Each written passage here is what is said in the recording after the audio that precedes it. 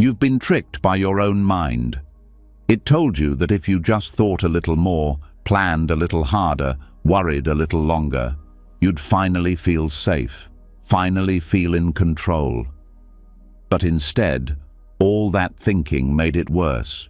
You're not clearer, you're not calmer, you're tired, mentally exhausted, stuck in a loop that never stops spinning.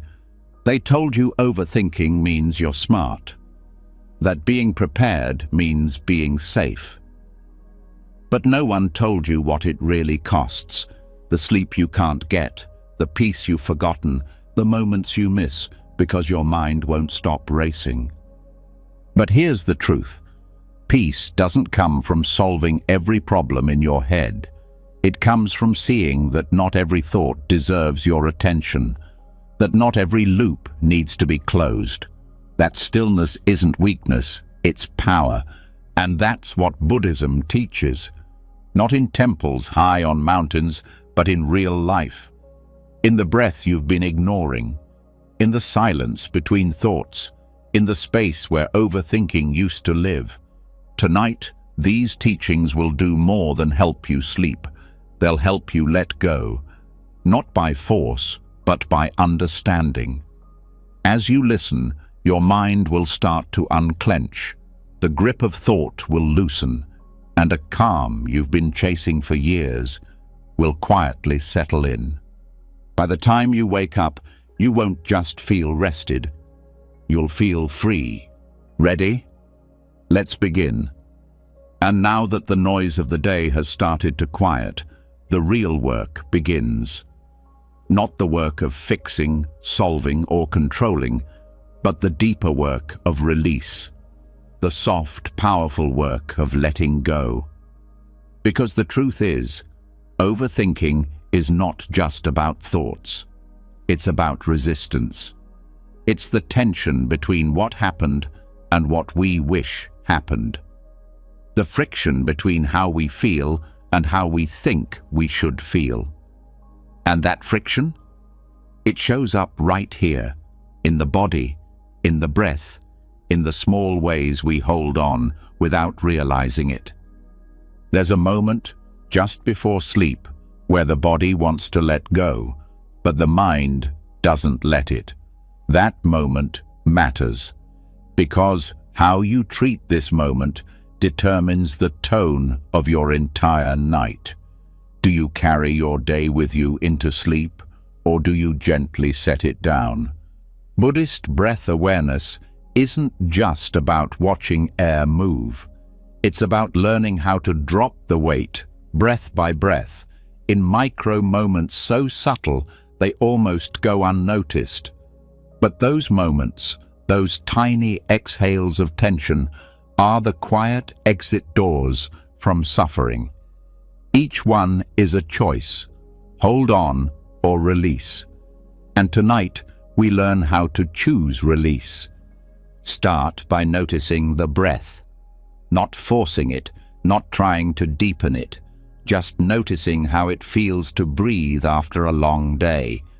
There might be tightness, there might be restlessness. That's not failure, that's just honesty. That's the starting line. Buddhist practice begins exactly where you are, not where you should be. So if the breath feels heavy, that's okay. That heaviness is the very thing we're working with. That's the material of transformation. When we overthink, the breath gets shallow. When we're holding on to tension, the chest stiffens, the stomach locks up, the throat tightens. This isn't poetic, it's real biology. And this is where Buddhism meets neuroscience. The breath and the nervous system are best friends. When one softens, the other follows. And when you learn to soften your breath, you're not just relaxing, you're retraining your entire system to stop gripping life so tightly. Try this now. As you breathe in, say to yourself gently, "I feel the breath." And as you breathe out, say, "I let it go." It doesn't matter what it is. Maybe it's a conversation that still lingers in your head. Maybe it's regret. Maybe it's guilt. Maybe it's nothing specific. Just that vague sense that something's not done yet. Let that be okay. You're not here to figure it all out. You're here to let the figuring fade. In Buddhist teachings, there's a word, vitakka vikara. It refers to the mental wandering, the constant picking up of thoughts and carrying them like luggage. But you can notice that picking up as it happens, not with anger, not with judgment, just, there you are again. And then, let it pass. The point isn't to force the mind into stillness. The point is to become so gentle with yourself that even the storms lose their power. That's the real stillness, when nothing needs to be forced, because everything is allowed. Letting go is not a grand gesture. It's not standing on a mountain screaming, "I release you," into the wind. No, letting go is subtle. It's silent. It's what happens when you unclench your jaw without even realizing you are holding it tight. It's what happens when you feel sadness and don't immediately try to fix it. It's what happens when you trust that this breath, this single breath, is enough to begin again. Every inhale is new. Every exhale is a little death. And if you really listen, if you really stay with the breath as it moves in and out, you start to feel something shift. You feel that the breath isn't yours at all. It's not controlled. It's not possessed. It just moves, like life, like time. And in that realization, there's freedom. You don't have to micromanage your own experience. You don't have to rehearse the past or strategize the future. The breath shows you that life moves forward no matter what, even in sleep. The Buddha once said, "Just as a snake sheds its skin, we must shed our past over and over again." But how do you shed something you can't stop thinking about? You start by not reacting to it. When the mind says, "But what if?" you answer with the breath. When it says, "I should have," you answer with the breath. Not with more thoughts, not with arguments, just presence. The breath doesn't negotiate. It just is. You can start to feel the difference between thought and awareness. One is restless. The other is spacious. One loops. The other observes. This is the key to Buddhist breath awareness. It's not about controlling thought, but recognizing its texture. And once you recognize the texture of tension, you begin to loosen your grip on it. You begin to soften your relationship to thought itself. And when you soften, something amazing happens. The breath goes deeper on its own. The body adjusts. The shoulders drop. The stomach releases. The forehead smooths. These aren't just physical changes, they're messages. Your body is telling your mind, "We're safe now." You can stop running. Think about that. How many of your thoughts are just ways of running from something? From discomfort, from uncertainty, from loss, from truth. But the breath teaches you that it's okay to stop. You're allowed to stop. You're allowed to be here, now, without a plan, without a solution, without a goal. There's a Buddhist phrase, anatta, no self. It doesn't mean you don't exist. It means the you that's always narrating, judging, planning, comparing. That's not your core. That's just noise. And when you breathe deeply, the noise quiets. And underneath, there's something gentle, something kind, a presence that doesn't need fixing. Letting go isn't erasing the day. It's releasing the idea that it should have been different. The mind holds on to moments like a tightrope walker afraid to fall. But the truth is, there's no fall. There's only landing. Every breath is a landing. Every exhale is a safe return to the ground of now. You don't need to fix the thoughts to fall asleep. You just need to stop reacting to them. You don't need to untangle the whole story. You just need to stop pulling the thread. Thoughts are like bubbles. They pop on their own if you don't chase them. Let the chasing go. Let the mind wander without following. Let the breath be your home. Every time you get lost in a thought, return to the body. Feel the breath in your chest. Feel the air in your nose. Feel your hands where they rest. This is sacred territory, not because it's dramatic, but because it's real. As you do this, you might notice waves of emotion. That's okay. That's normal. When the mind quiets, the heart speaks. And sometimes it speaks grief, or fear, or love, or sadness. Don't run. Let it move through. The breath will carry it. It always does. The more you let go, the more natural it becomes. And the more natural it becomes, the less you need to force it. This is the paradox of letting go. You don't do it. You stop doing. You stop clinging. Stop replaying. Stop fixing. And the silence that remains, that's peace. Not empty, not numb, just still. Right now, your breath is doing all the work. Your only job is to trust it. Let go of your grip on the day. Not because the day was perfect, not because everything's resolved, but because holding on doesn't help. The breath will carry what you don't need.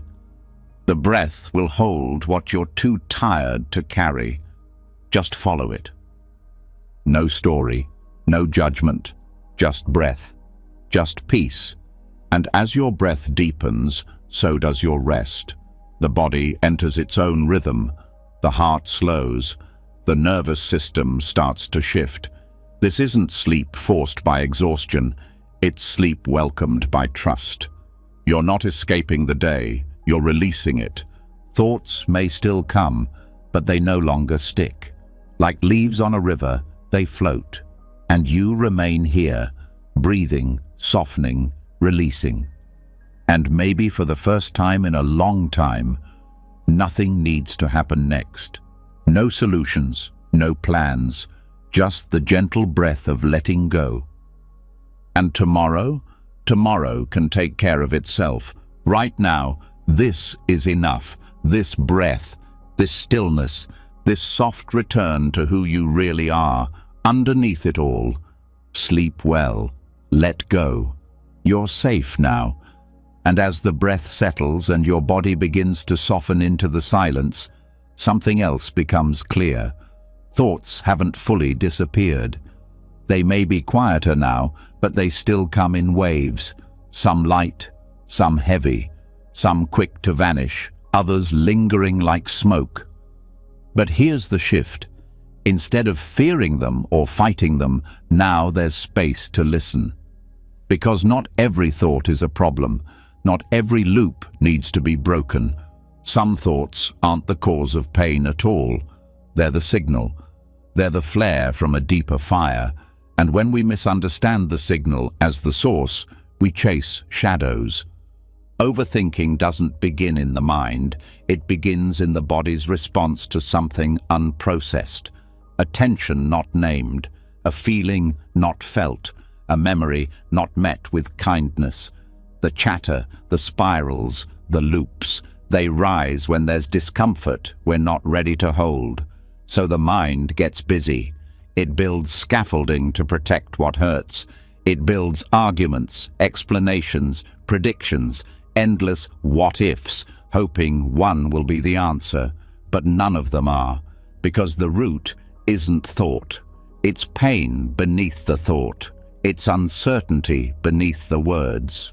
Buddhism teaches that mental activity is like wind on the surface of water. You can try to calm the wind, or you can go deeper, beneath the waves, where the water is always still. That deeper space is where healing happens. But to reach it, you have to stop treating thoughts like enemies. You have to stop believing every one of them is trying to sabotage you. Some are just symptoms, indicators, emotional red flags waving in the dark. Mental chatter is a language. It says, something inside needs attention. It doesn't mean something is wrong with you. It doesn't mean you're broken. It means you're human. It means your system is intelligent enough to create noise when something's unresolved. And instead of silencing the noise with more noise, the Buddhist path invites us to listen differently. The discomfort that comes before overthinking is subtle. It may feel like restlessness, like a quiet ache in the chest, like a vague unease you can't explain. That moment, before the mind starts racing, is gold. That's the moment to notice, to pause. Because the moment you feel that inner twitch and say, "What is this really about?" you interrupt the automatic loop. You become conscious. And consciousness is the first crack in the wall of compulsive thought. This is not about analyzing the discomfort. That's just another trap. The goal isn't to solve your feelings, it's to feel them without explanation. Buddhist meditation calls this direct experience, just sitting with the raw texture of what's arising. No label, no backstory, just presence. That's where transformation begins. Let's say you notice mental chatter picking up late at night. Instead of chasing the thoughts, try asking gently, what came before this? Did something leave me unsettled today? Did I feel unseen, unheard, overwhelmed? What emotion was pushed aside? Often, mental spirals follow emotional suppression. And when you bring awareness to what was buried, the mind no longer needs to overcompensate. There's a phrase in the Satipatthana Sutta, the core Buddhist teaching on mindfulness, that says, one knows the feeling as it arises. Not judges, not explains, just knows. This knowing isn't intellectual, it's somatic, it's embodied. It's the kind of knowing that comes from being still with what is uncomfortable until it begins to soften on its own. When people say, "I can't stop thinking," what they often mean is, "I'm trying to run from a feeling I haven't made peace with." The loop isn't logical, it's emotional. And that's why logical solutions fail. The overthinking continues because the body still feels unsafe. That's where the real healing starts, not by fixing the story, but by creating a sense of safety in the present. So how do you do that? First, drop into the body. Scan it gently. Where is the tension hiding? Not what caused it, not who caused it, just where is it? Is there tightness in the chest, a heat in the stomach, a pulling behind the eyes? That's where the emotional soil lies, the space where old roots are tangled. And if you sit with it long enough, the chatter begins to slow. Not because you've silenced it, but because you've listened to what it was protecting. This is the radical power of Buddhist awareness. It doesn't force change. It allows understanding. And understanding dissolves the need for defense. There's a Buddhist metaphor that says, thoughts are like raindrops on a pond. They disturb the surface, but the pond itself is never broken. Your awareness is that pond. The chatter is not a flaw, it's just movement on the surface. And when you learn to rest below that surface, The movement no longer defines you. Overthinking often feels endless because it feeds on resistance. Every time you say, "I shouldn't be thinking so much," you feed the very loop you're trying to escape. But when you say, "Let me feel what's underneath this," the loop loses energy. Thought can't thrive without emotional fuel. Sometimes the emotional root is grief, sometimes it's shame, sometimes it's fear of losing control, and these emotions don't disappear when ignored, they just get louder. That loudness, that's the chatter. And once you tend to the emotion, thought no longer needs to scream to get your attention. This is where the practice of metta, loving kindness, can change everything. Not because it makes you positive, but because it teaches you how to meet yourself with gentleness. If the emotional root is shame, then attacking your thoughts only grows that shame. But when you say, "Even this I welcome," the cycle weakens. The chatter softens, because you're no longer feeding it fear. Even doubt, one of the core hindrances in Buddhist teaching, becomes a messenger. Doubt says, "Are we safe? Is it okay to rest? What if we missed something?" But when met with presence, doubt turns into clarity.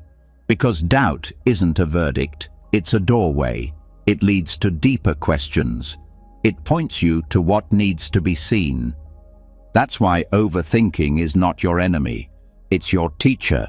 It says, there's something in you that needs love. And if you listen, not to the words, but to the wound, the mind begins to trust that it doesn't need to keep spinning. Some nights, the thoughts will still come. Some days, the loop will return. That doesn't mean you failed. That means you're alive. The goal is not to become a blank slate. The goal is to build a relationship with your inner world so strong, so compassionate, so grounded, that even when the storm comes, you don't lose your center. And this is why Buddhist practice isn't about suppressing thought. It's about changing your relationship to thought.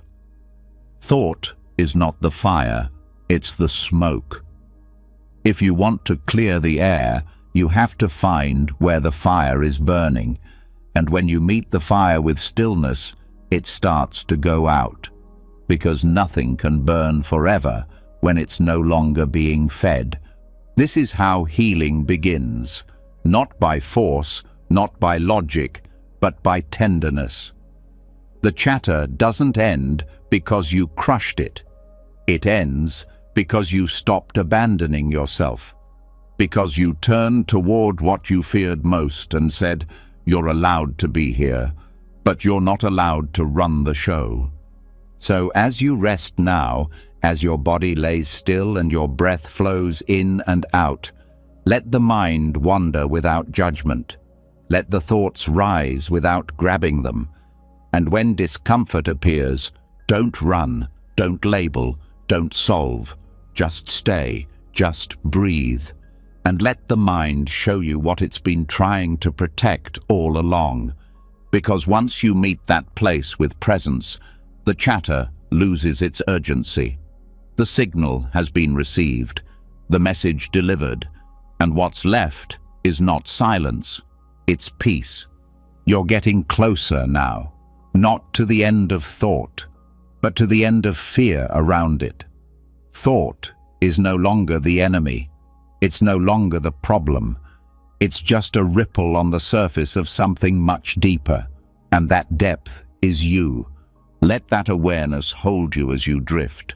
Let it soften the loops. Let it dissolve the noise. This is not just rest. This is repair. This is the stillness underneath all storms. And you're finally home. And now that you've learned how to sit with the discomfort under mental noise, how to stop fighting thoughts and start feeling what fuels them, another door opens. A quieter one. It leads deeper, past what the mind spins and into what the heart has stored. Because once the outer noise begins to fade, something else becomes noticeable, not louder, but clearer.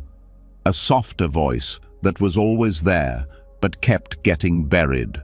The voice of what was never said, never felt, never grieved, never acknowledged. And that voice is the whisper beneath the noise. This whisper doesn't shout, it doesn't demand. It waits. It waits for silence. It waits for stillness. And when we stop reacting to thoughts, when we stop trying to fix or escape our inner world, that whisper begins to rise. And what it says can't be heard in words. It's felt in the body. It might feel like an ache in the chest, a pressure behind the eyes, a lump in the throat. And it often carries the truth we've avoided. In Buddhist practice, there's a quiet teaching that says, not all suffering speaks loudly.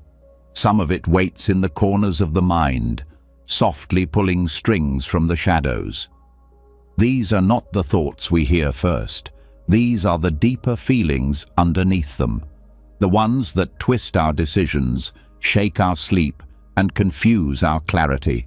Not because they are loud, but because they are unheard. Sometimes it's grief, not always about death. Often it's the grief of lost parts of ourselves, the moments we betrayed our truth, the friendships that faded without closure, the versions of us we had to abandon to survive. Grief that doesn't weep, it lingers. It shows up as hesitation, numbness, chronic fatigue, and over time, the mind builds layers of distraction to avoid feeling it fully.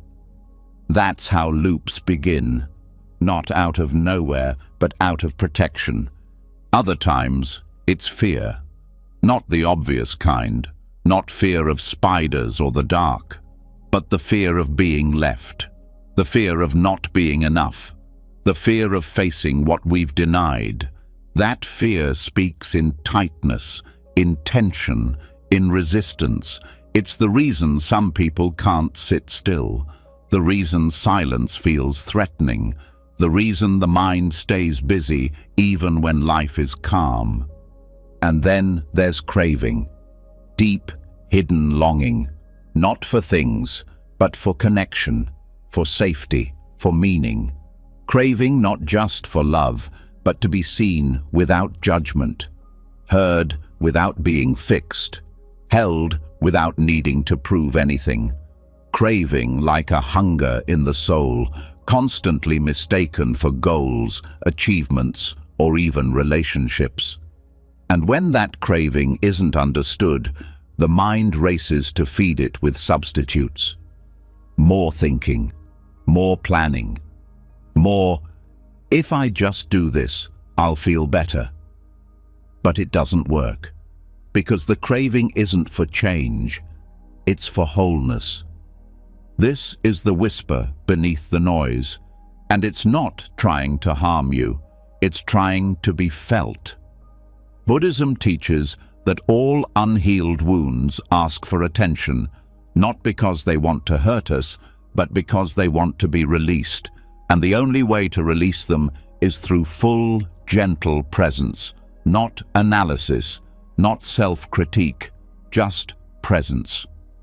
In deep meditation, monks speak of moments where silence becomes so full, so rich, that something old rises, a memory, a feeling, a sudden wave of sadness without context. And in those moments, they don't chase it, they don't push it away. They bow to it. They let it pass through like a storm through an open field. You can do the same, not through effort, but through willingness, through staying. When something painful rises in the silence, you don't need to label it. Just feel where it lives in the body. Is it heaviness in the belly? Is it a coldness in the arms? Let the body tell the story the mind can't. Because sometimes the mind forgets what the body remembers. And healing begins when both are allowed to speak. There's a concept in Buddhism called Vedana, the feeling tone. Every experience has it. Pleasant, unpleasant, or neutral. The whisper beneath the noise often lives in the unpleasant tone. Not because it's bad, but because it's unprocessed. And when you learn to sit with unpleasantness without running, something opens, something softens. Because most of our suffering isn't in the feeling itself, it's in the reaction to it. The whisper might say, "I'm tired," not just physically, but soul deep.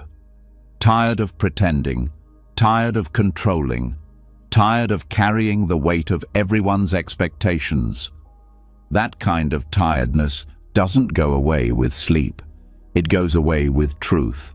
The truth that you're allowed to feel everything, even the things that make no sense, even the things that don't look spiritual.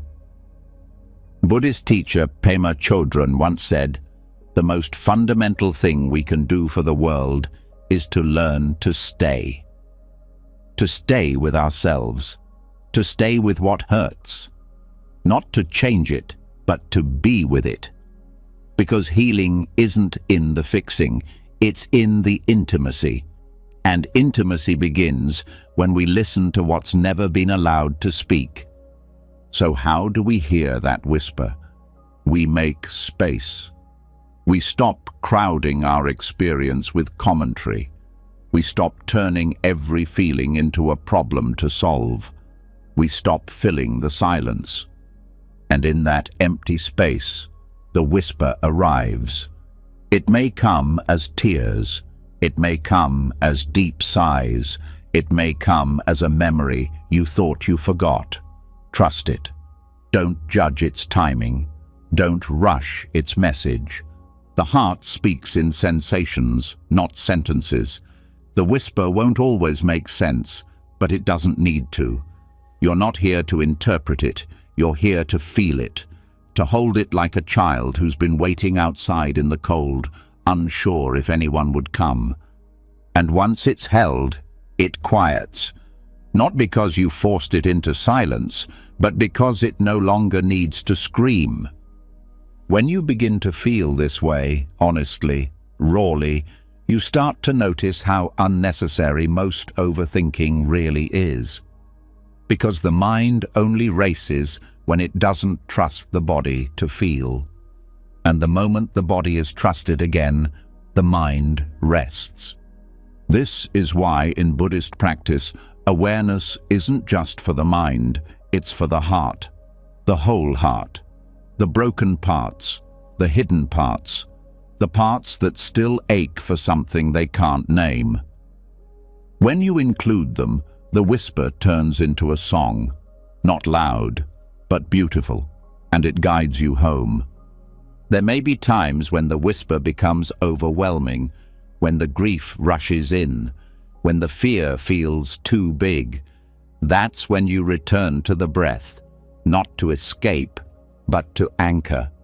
The breath doesn't erase the feeling, it supports you in it. It says, you can feel this and still survive. And if the whisper brings up a truth you've been avoiding about your life, your relationships, your past, that's okay. Let the truth rise without forcing action.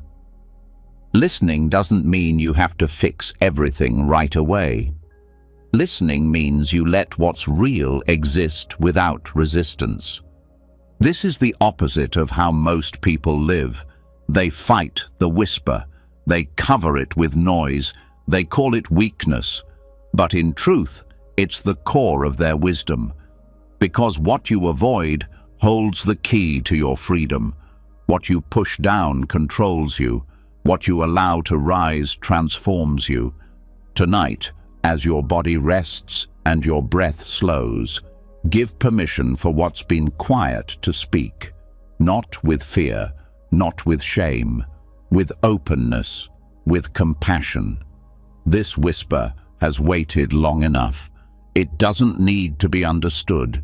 It just needs to be met. Let the voice of your unspoken feelings echo softly through the quiet. Let them rise and fall and rise again, each one bringing you closer to peace. Not the peace of silence, the peace of truth. Because when the whisper is heard, the noise no longer owns you. You're not avoiding, you're not escaping, you're listening, and in that listening, you begin to heal. And once the unheard feelings are finally welcomed, once the whisper beneath the noise is no longer feared, something even more subtle begins to reveal itself. A space appears, not empty, but uncertain. That in-between space where the mind, now quieter, starts to ask its oldest questions, the questions that never got answers, the ones that looped for years, the ones that still whisper, "But why did it happen? What's going to happen next? What does it all mean?" And here lies the next trap. Because when the heart opens, the mind often steps back in, not to sabotage, but to explain, to make sense, to find order where life has been messy. It's not trying to harm you, it's trying to protect you from the discomfort of not knowing. But this is the moment where a deeper teaching begins, because not every question has an answer, and not every question needs one. Buddhism teaches a kind of freedom that doesn't come from figuring things out, but from letting things be unresolved.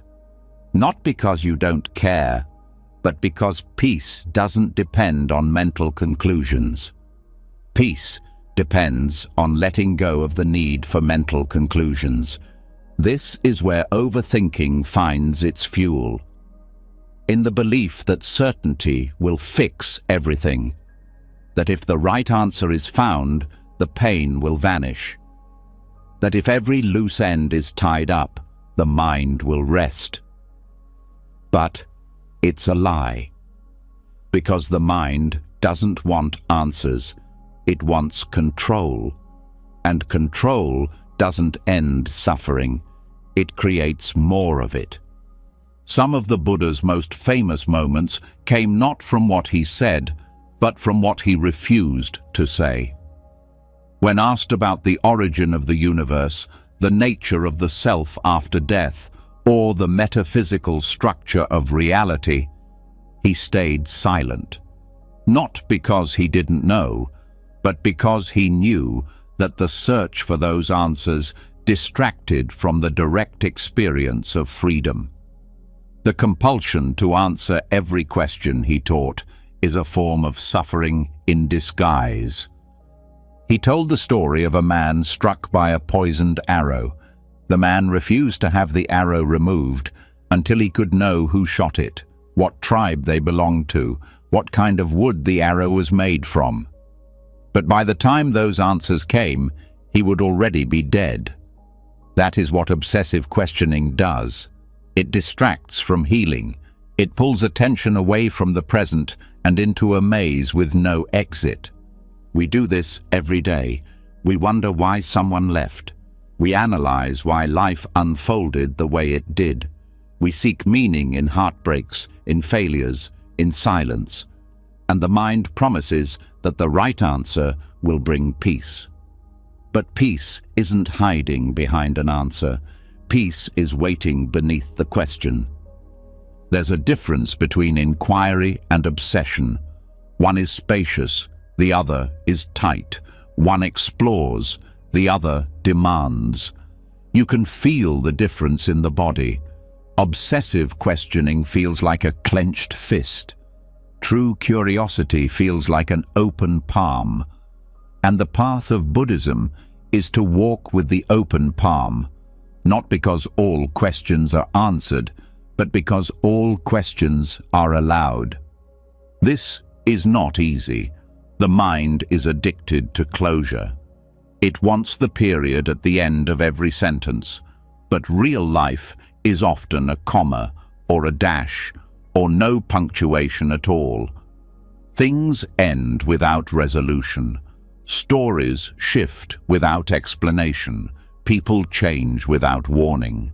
And the peace we long for comes not from resisting that truth, but from relaxing into it. You are allowed to not know. You are allowed to walk through life with questions still echoing in your chest. You are allowed to rest, even if the mystery still lingers. That's not negligence. That's mastery. The kind that trusts life without needing to control it. Some questions are meant to stay open, not as a problem, but as a portal, a doorway into deeper awareness. Because the space left by an unanswered question becomes the space where presence grows. You stop seeking, you start sensing, you stop racing toward meaning, you start settling into truth. The Zen tradition calls this "don't know mind." It's not ignorance, it's not denial, it's the wisdom of staying soft in the face of the unknown, the wisdom of not rushing to conclusions, the wisdom of living fully in the middle of mystery. This is where overthinking dissolves, not through answers, but through surrender. When you stop trying to solve the puzzle, you see the whole picture. And the picture says, this is life. It moves, it breaks, it heals, it leaves things unfinished. And still, it is sacred. You may never know why someone hurt you. You may never know what the future holds. You may never get closure from the people who disappeared. But that doesn't mean you can't be free. Because freedom doesn't wait for closure. Freedom appears when you stop needing it. This is where real maturity begins, not in knowing more, but in needing less certainty, in holding space for the unknown without trying to make it known, in letting life be open-ended and still choosing to show up fully. The Buddha taught that clinging to views, rigid beliefs, fixed ideas, intellectual certainty is one of the deepest causes of suffering. Because once the mind believes it knows everything, it stops listening, it stops learning, it stops feeling, and a closed mind is the opposite of a free one. So how do you begin to loosen this grip? Start by noticing which questions you've been trying to answer for years. Which ones keep circling back? Which ones bring tightness, not clarity? Which ones feel like pressure, not peace? Then ask yourself, what if I didn't need an answer? What if this question could stay open? What would it feel like to rest, even with this thread left untied?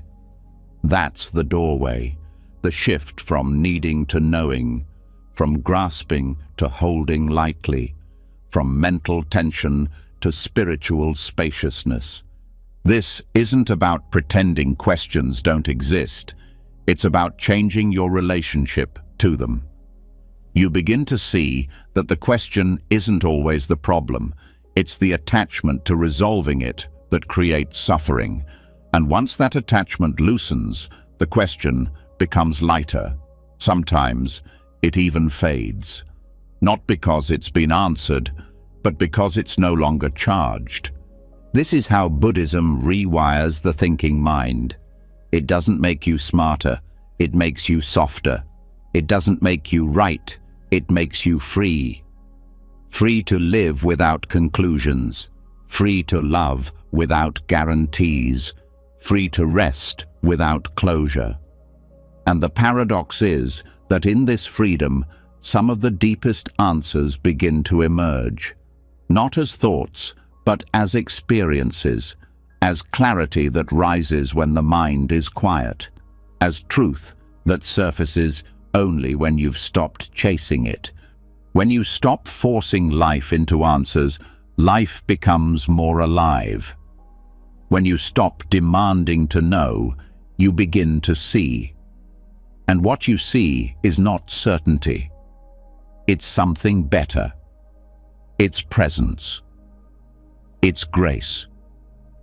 It's the quiet strength of someone who has made peace with the unknown. So tonight, as questions rise in your mind, let them come. Let them float like leaves on water. You don't need to pick them up. You don't need to chase them down. You don't need to solve anything. Just breathe. Just rest. Just feel the freedom of not knowing. Because some of the most beautiful truths are the ones that can't be explained, only lived, only felt, only allowed. Let go of the answer. Stay with the question. And in that space, let freedom find you. And now that the grip on certainty has loosened, now that the mind is learning to stay open without rushing to conclusions, something even deeper becomes visible. The mind, although quieter, still tries to be helpful.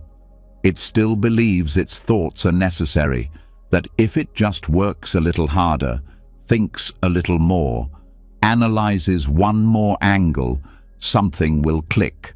Something will finally make sense. But this is the next illusion we need to face, the belief that more thinking leads to better clarity. This is the illusion of productive thinking. It looks noble, it feels responsible, it even gets rewarded. Society calls it preparation, diligence, problem solving.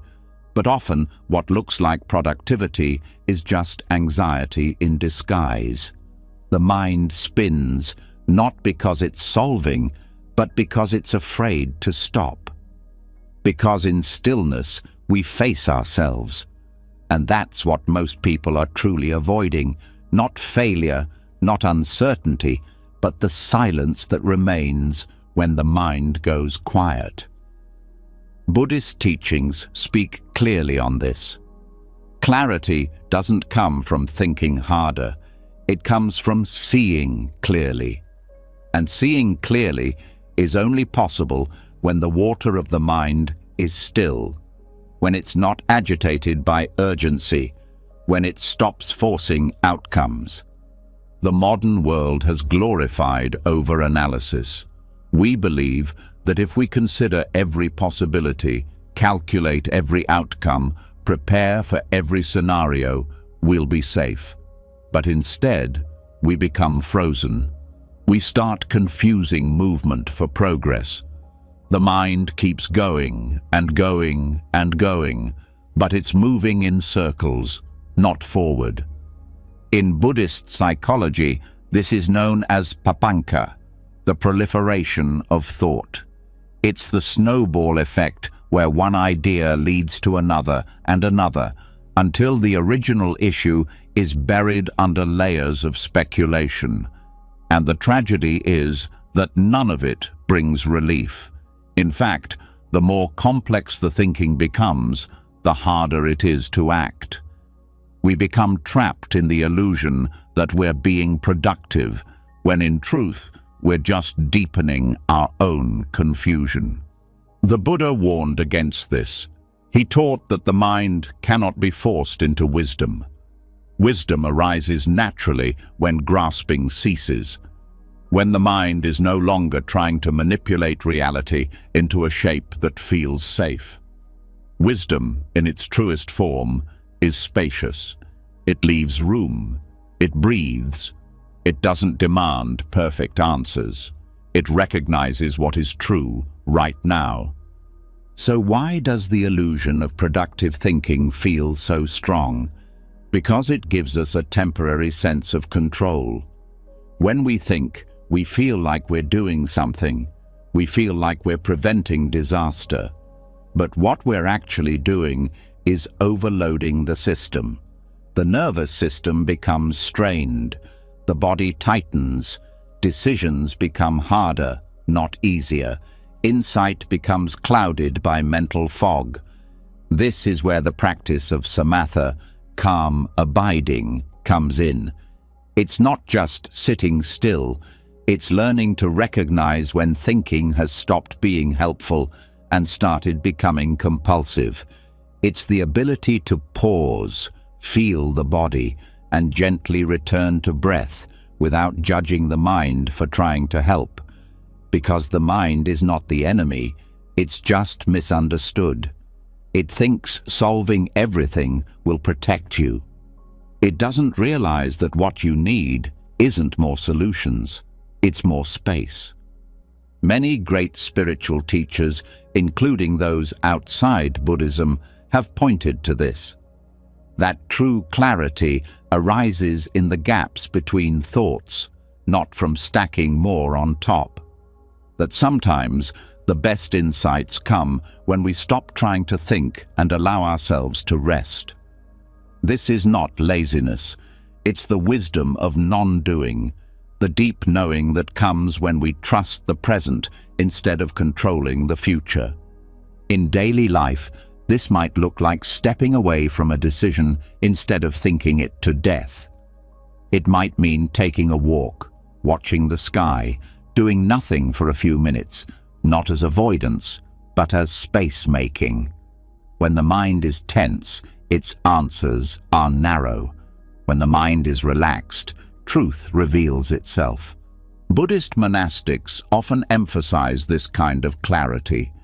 In silence, on long retreats, with no distractions or external input, they find that insight rises without effort, not because they're chasing it, but because they're still enough to receive it.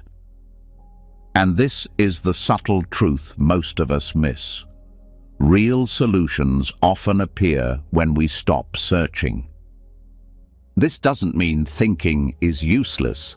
It has its place. Strategic thinking, creative thinking, practical planning, these are valuable tools. But the danger comes when the mind believes it is the only tool.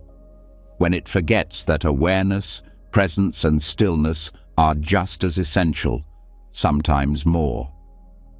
The illusion of productive thinking is also deeply tied to identity. Many people feel valuable when they're thinking. When they're figuring it out, it becomes a performance, a way to prove worth. But worth isn't proven by exhaustion, and clarity doesn't come from mental overwork. It comes from connection to what is real, here and now. Try noticing the next time your mind feels busy, whether it's actually helping. Is it bringing peace? Is it offering real insight? Or is it replaying the same ideas, the same doubts, the same fears in a loop? The mind can disguise fear as productivity. It can call panic planning. It can label stress focus. But the body knows the truth. And if the body feels tired, if the breath feels shallow, if the heart feels tight, then it's not clarity, it's just noise.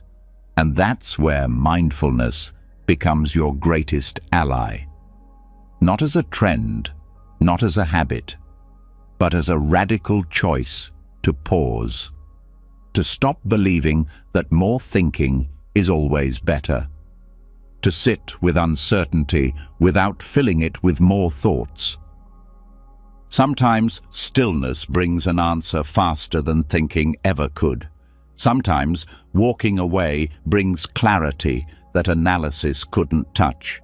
Sometimes just breathing is enough. The mind doesn't believe this, but your experience will prove it if you try.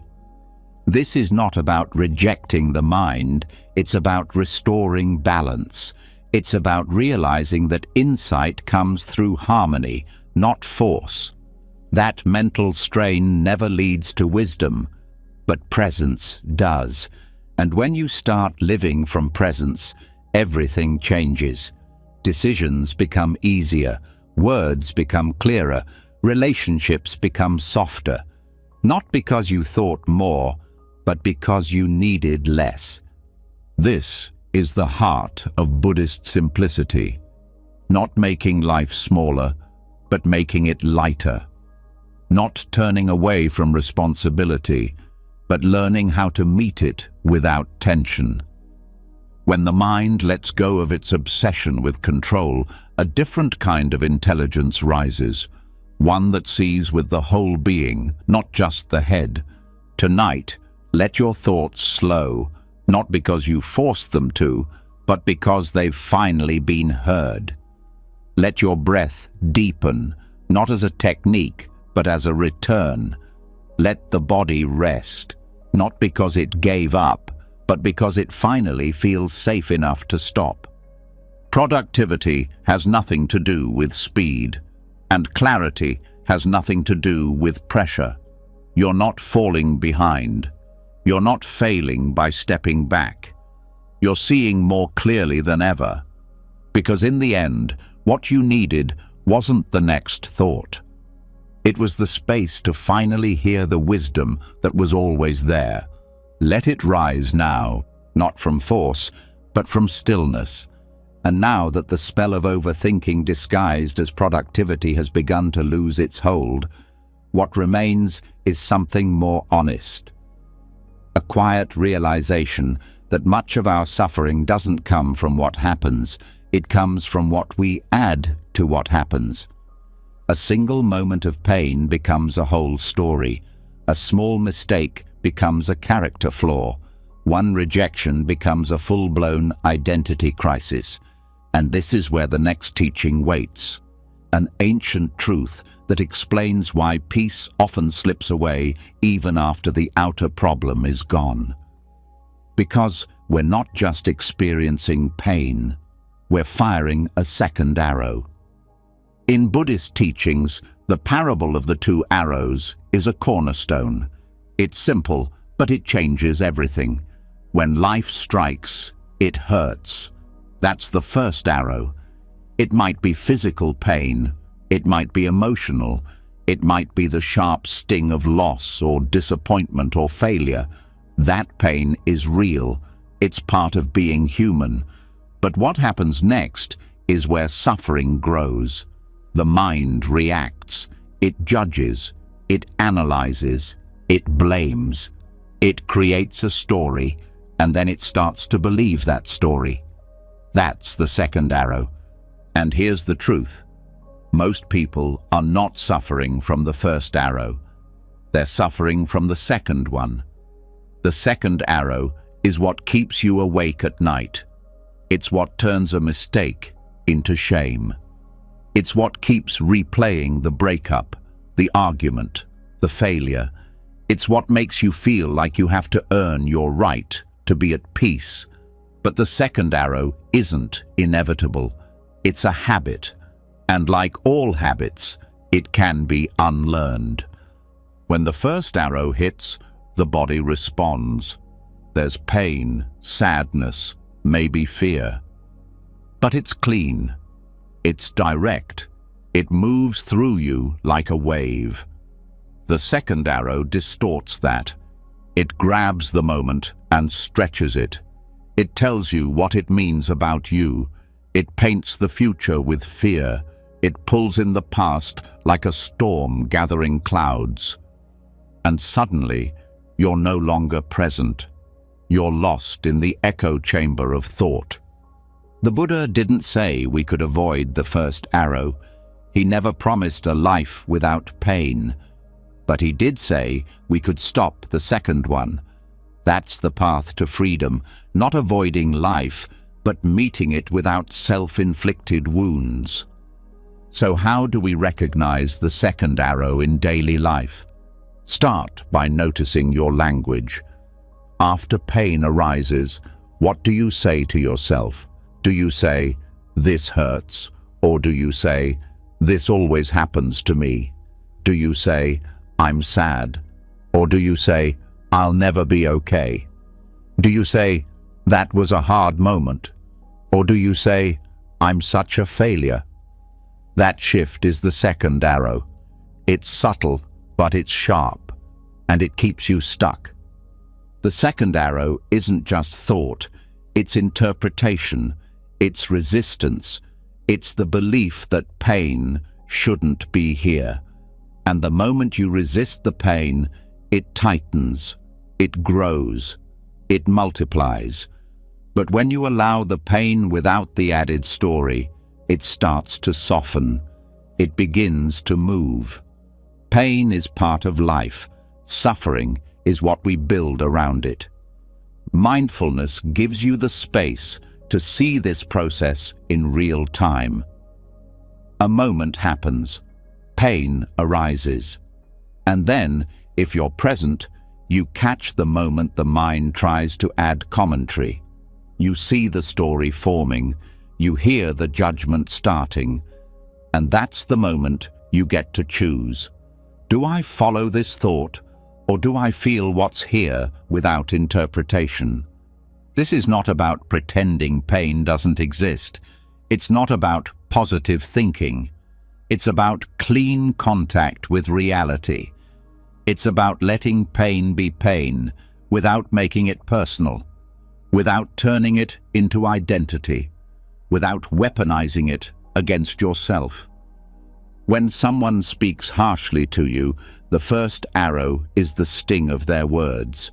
The second arrow is the thought, "They hate me," or "I always push people away," or "I'm not good enough."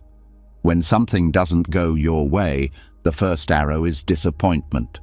The second arrow is the spiral, "Nothing ever works out," or "I should have done better," or "I knew this would happen." The second arrow builds a story around the pain, and the story becomes the prison. There's a line from a modern meditation teacher that says, "Pain is a wave, suffering is swimming against it." The second arrow is that resistance. It's the inner fight. It's the refusal to let pain move through naturally, and that refusal creates stuckness. It creates chronic stress. It keeps the nervous system in high alert, even when the threat has passed. So how do we stop firing the second arrow? We learn to pause. When something painful happens, stop. Breathe. Feel the body. Let the raw sensation be felt. Notice the impulse to explain it, to fix it, to analyze it. And don't follow that impulse. Stay with the breath instead. Stay with the tightness. Stay with the ache. Stay with the heaviness, without naming it, without blaming it. Just stay. This takes practice. The mind will try to hijack the moment. It will insist that you need to think it through, that you need to figure out why this happened, that you need to understand. But often, the need to understand is just fear in disguise. It's the mind's way of saying, if I can make sense of this, I'll feel better. But understanding doesn't always bring relief. Presence does. Over time, you start to see how much lighter life feels without the second arrow. You feel pain, and then you move on.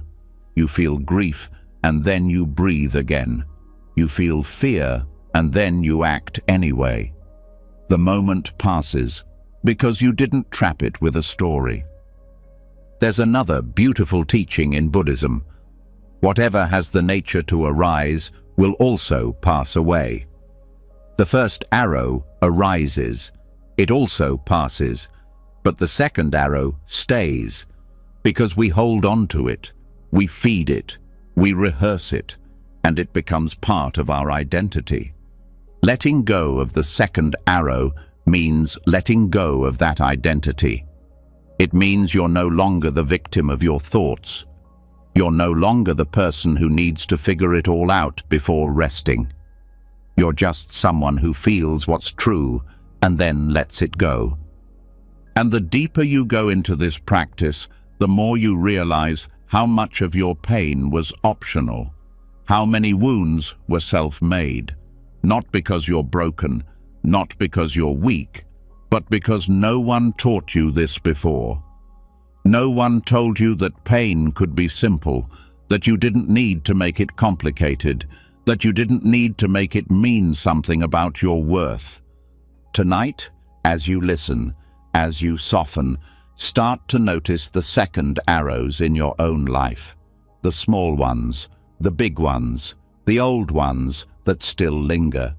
And see if you can take a breath and lay them down, not by pushing them away, but by no longer believing them, no longer fueling them, just letting them rest.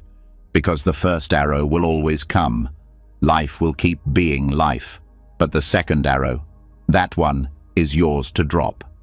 And when you do, what remains isn't emptiness. It's peace. It's space.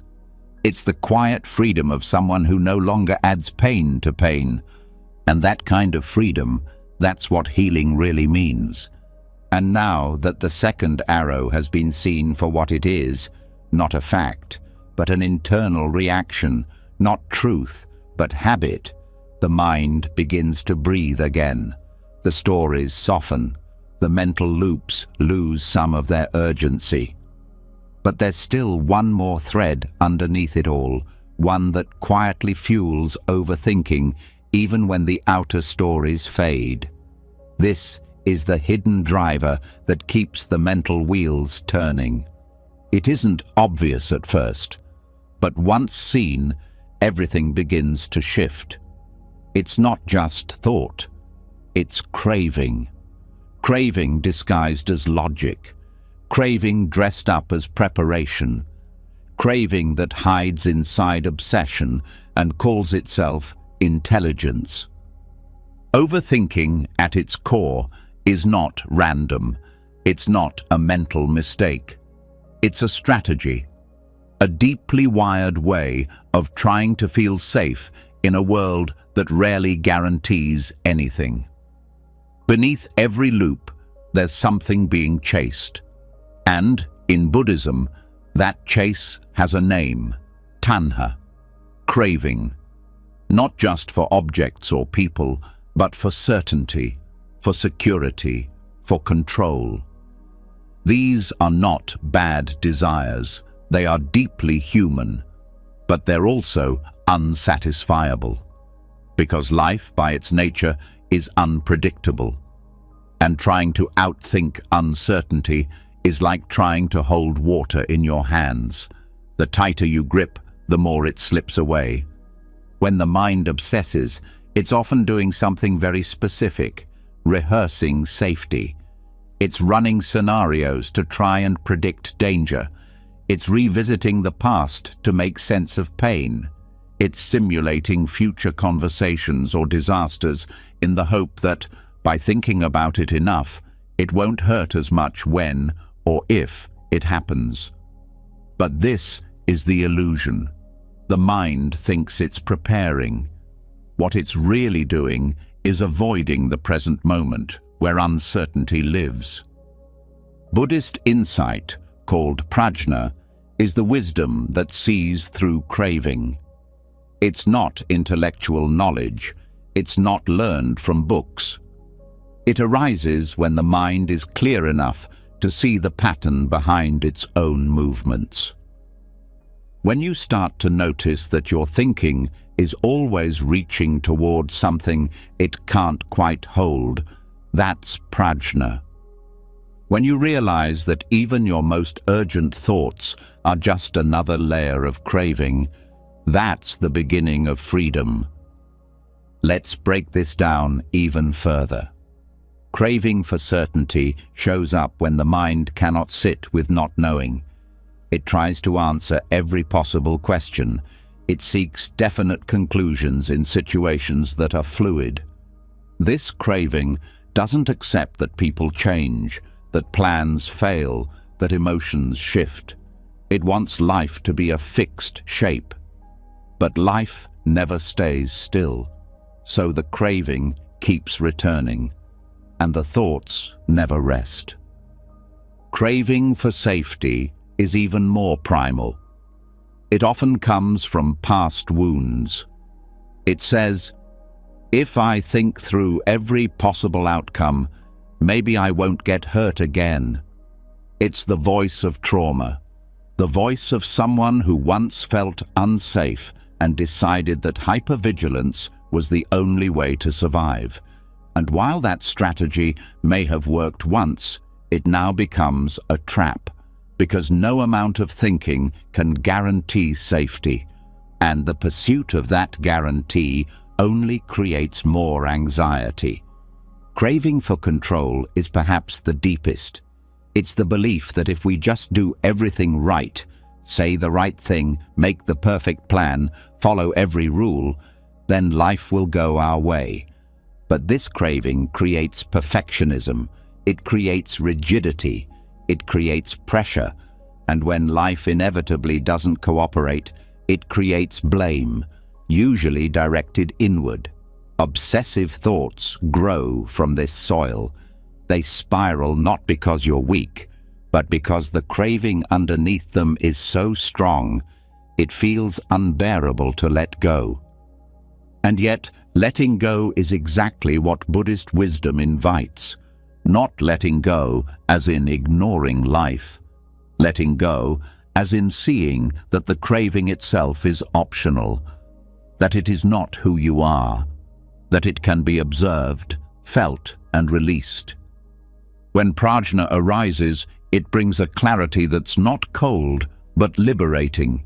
It shows you the pattern, and in that seeing, the pattern starts to dissolve. You don't have to force it. Just by seeing the craving clearly, you stop feeding it unconsciously.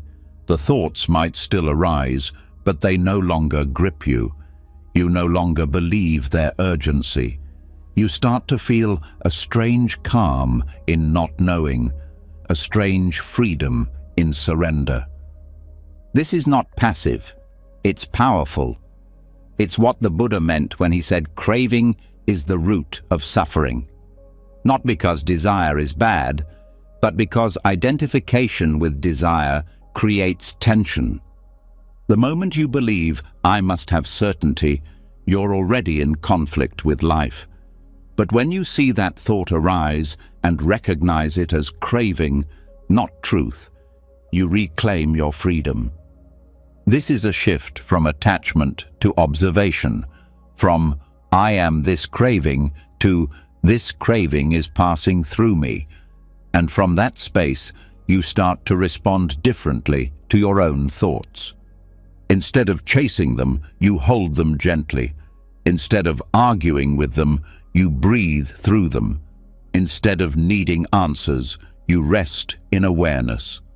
Overthinking cannot survive this kind of presence. It depends on speed, on urgency, on looping.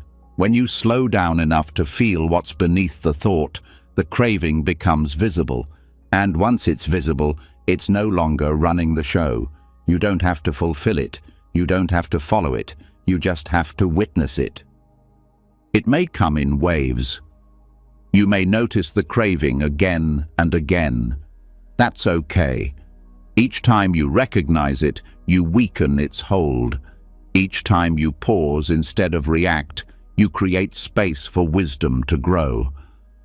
This is why Buddhist meditation isn't just about relaxation. It's about retraining the mind to see clearly, to break the trance of craving, to find peace not by fixing life, but by releasing the compulsive need to fix.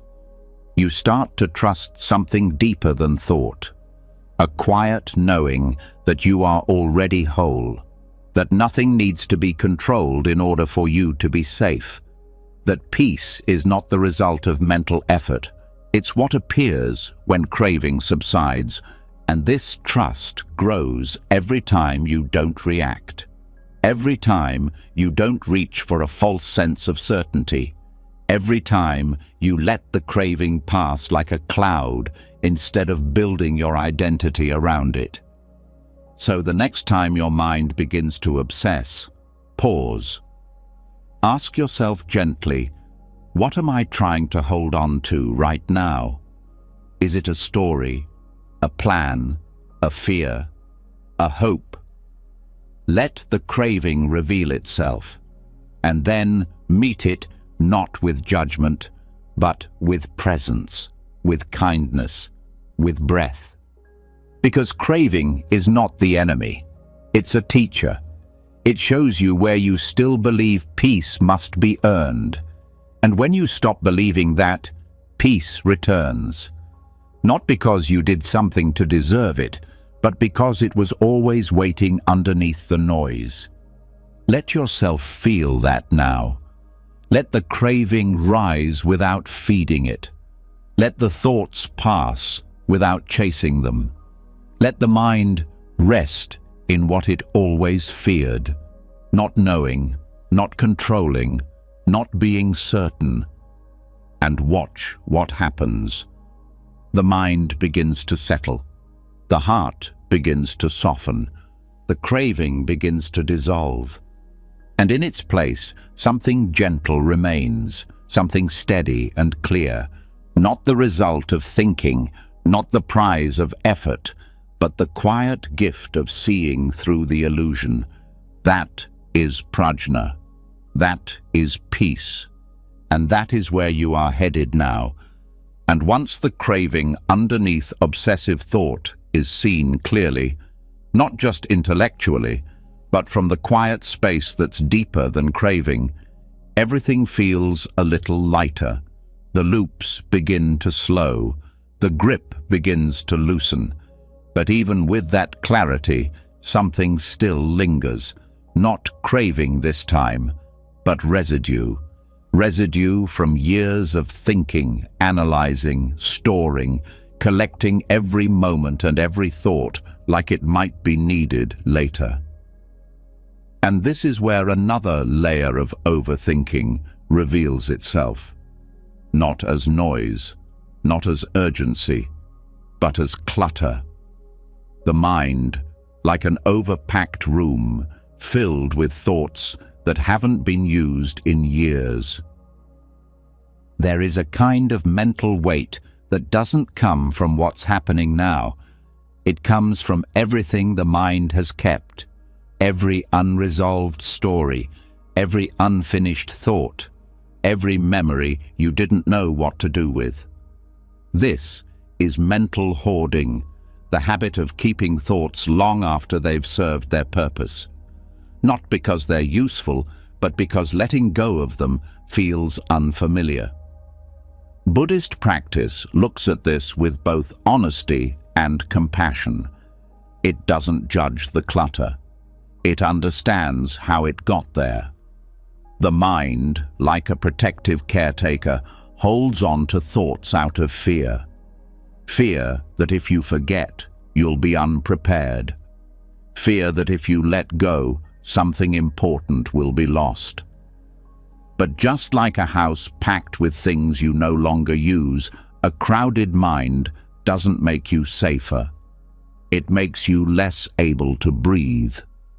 Overthinking often hides in this kind of accumulation. It's not always fast-paced or chaotic. Sometimes it's subtle, a low-level hum of mental objects, ideas, memories, judgments, rehearsals, regrets, all sitting in mental corners, gathering dust. And without regular awareness, they pile up. You carry them from year to year, relationship to relationship, moment to moment, until even silence feels loud. Mindfulness becomes the broom, not aggressive, not rushed, just consistent, gentle. It enters the mind and asks a simple question: is this still useful? And if not, can it be released? That's the practice, a slow but powerful clearing of what no longer serves you. Not because those thoughts were wrong, not because those memories didn't matter, but because they've finished their purpose, and the peace you're looking for needs space to move in. Think of how a physical room feels when it's clean, not just organized, but truly open. There's a kind of ease, a quietness in the walls. There's more light, more room to breathe. The mind is the same. When it's clear, it doesn't need to force peace. Peace is already there. But peace can't enter where there's no space. Start noticing what you carry in your mental environment. Old conversations you replay, future events you've mentally rehearsed 100 times, opinions you no longer agree with but haven't questioned in years. These are the mental boxes stacked against the walls of your inner space. And the weight they create isn't just emotional, it's energetic. It slows down presence, it clouds decisions, it hides clarity under piles of what-ifs and what was. Letting go of mental clutter isn't about forgetting. It's about no longer protecting what's already past. It's about no longer keeping thought patterns just because they've been with you for a long time. Some thoughts stay not because they're true, but because they've been repeated. And repetition isn't truth. Repetition is habit. Mindfulness breaks that habit by introducing awareness, by holding each thought gently and asking, "Do I need this now?" Most people don't realize how much of their mental activity is just recycling, reprocessing the same themes, the same worries, the same stories. It's not new thinking, it's hoarded thinking, and that hoarding creates tension. It fills every quiet moment with echoes. Even when you try to rest, something inside stays alert, because the room is still full. This is why deep meditation feels so refreshing. It's not because something magical happens. It's because something unnecessary is finally released. A single session of awareness can be like opening a window in a stuffy room. Suddenly, the air changes. The mind softens. You feel a little more like yourself again, not the self shaped by accumulated thought, but the one that exists beneath it. The deeper teaching here is that thoughts are temporary. They are meant to move. They are not meant to be kept forever. When we start treating thoughts like permanent possessions, we suffer. We try to organize them endlessly. We give them more attention than they need. But thoughts are more like visitors. Some stay for a moment, some for a while, but eventually they all pass, if you let them. Mindfulness teaches you to let them, not by force, not by suppressing, but by observing the whole process. You see a thought arise, you feel its shape, you watch it fade. That alone begins to clean the mind, because the act of observing breaks the pattern of attachment. There's a Zen saying, "Let thoughts come and go, just don't serve them tea." That's the practice. You don't need to invite every mental guest to stay. You don't need to entertain every thought. You can acknowledge it and let it pass. The less you attach, the less residue it leaves, the more space you preserve. Mental hoarding often comes from the fear of not being in control. The mind thinks, if I let this go, what if I need it later? So it stores it. But here's the paradox. Clarity only arrives when you stop clinging. When you trust that the wisdom you need will arise when the moment calls for it, not because you saved it in advance, but because you're present enough to meet it. This is where the analogy of the cluttered room becomes so helpful. When your home is full of items you don't use, it becomes harder to find the ones that matter. The same is true of the mind. When your inner space is crowded with old thoughts, your intuition becomes muffled. Your instincts become harder to hear. The signal is still there, but the noise is louder. Cleaning your mental space isn't about perfection. It's about kindness. It's about giving yourself the room to breathe again. One thought at a time, one story at a time, and it begins by asking, What am I still holding on to that no longer helps me? Maybe it's a belief about who you are. Maybe it's a regret from 5 years ago. Maybe it's a script you rehearse in your head every time you feel anxious. Whatever it is, meet it gently. Feel it fully. And if it's time, let it go. This practice never ends. Just like physical spaces need regular cleaning, so does the mind. Life will always bring new thoughts, new experiences, new stories. But with awareness, you don't have to keep everything. You don't have to carry what was never yours to begin with. You don't have to store what can be set down. So tonight, let your thoughts be seen, but not stored. Let them arise, but not accumulate. Let your breath be the broom. Let stillness be the open window, and let yourself rest in a mind that is slowly remembering how to feel spacious again. The peace you seek isn't missing. It's just hidden behind too much noise. Too many saved files. Too many unopened boxes of memory and meaning. Start clearing. Start releasing. Not all at once, but gently, consistently, lovingly. And one day, the room will feel so open, so light, you won't just think clearly. You'll feel free. And now that the clutter of old thoughts has started to clear, now that you've seen how much mental weight was never necessary, how much peace was buried beneath what was being held, something subtle begins to surface. Not loud, not urgent, just a quiet sense that beneath all the activity, all the clearing, all the releasing, there's something still, something steady, something that has always been here, waiting. It isn't another thought, it's what's between them. This is the space that rarely gets noticed, not because it's hidden, but because it's quiet. The space between two thoughts.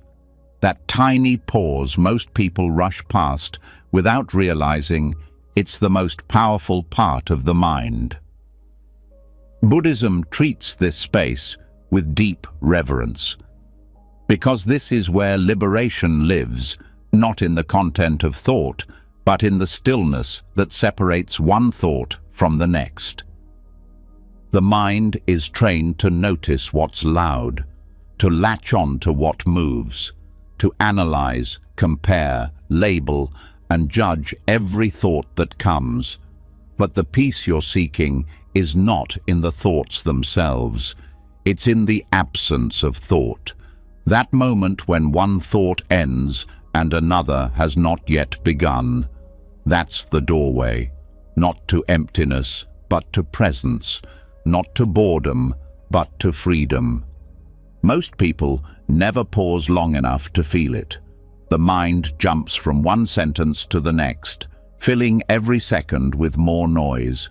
But if you slow down, truly slow down, you can start to notice the gaps, like silence between musical notes, like breath between words. It's there, and it's alive. When you start to pay attention to these spaces, a shift happens. You begin to feel that your awareness is not made of thought. It exists independently. It holds the thoughts, but it is not the thoughts. And the more you rest in that space, the less power the thoughts have. Not because you're pushing them away, but because you're no longer confusing them for who you are. This is the foundation of non-identification. The practice of recognizing that you are not your thoughts, you are the awareness that notices them. And the clearest proof of that is in the space between them. That's where the mind takes its hands off the wheel. That's where consciousness breathes. That's where the tension dissolves. In meditation, teachers will sometimes guide students to rest in the pause, not to extend it artificially, but to notice it as it naturally arises. It might be half a second. It might be longer. But even that small window reveals the nature of awareness. It shows you what thought is made of, movement, and what presence is made of, stillness. This space isn't an escape from life. It's what makes life clear. It's the difference between reacting and responding, between grasping and observing. When you live only in thought, everything feels like pressure. When you learn to rest in the pause, even for a moment, clarity begins to return. Not because you figured anything out, but because you stepped out of the way. Thoughts are like waves on the ocean. The space between them is the ocean itself. Wide, deep, still. When you notice that space, you're not lost at sea. You've found the shore. And from that shore, everything becomes simpler, more spacious. Even the most difficult thoughts lose their bite, because they're no longer crowding each other. They rise, and then they fall. And in between, there is silence. But this silence is not emptiness. It is full of presence. It is the part of the mind that doesn't argue, doesn't struggle, doesn't compare. It simply sees.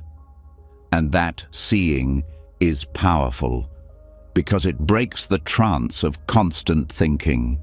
It reminds you that awareness doesn't need to do anything to be complete. It already is. The more time you spend noticing these pauses, the more natural they become.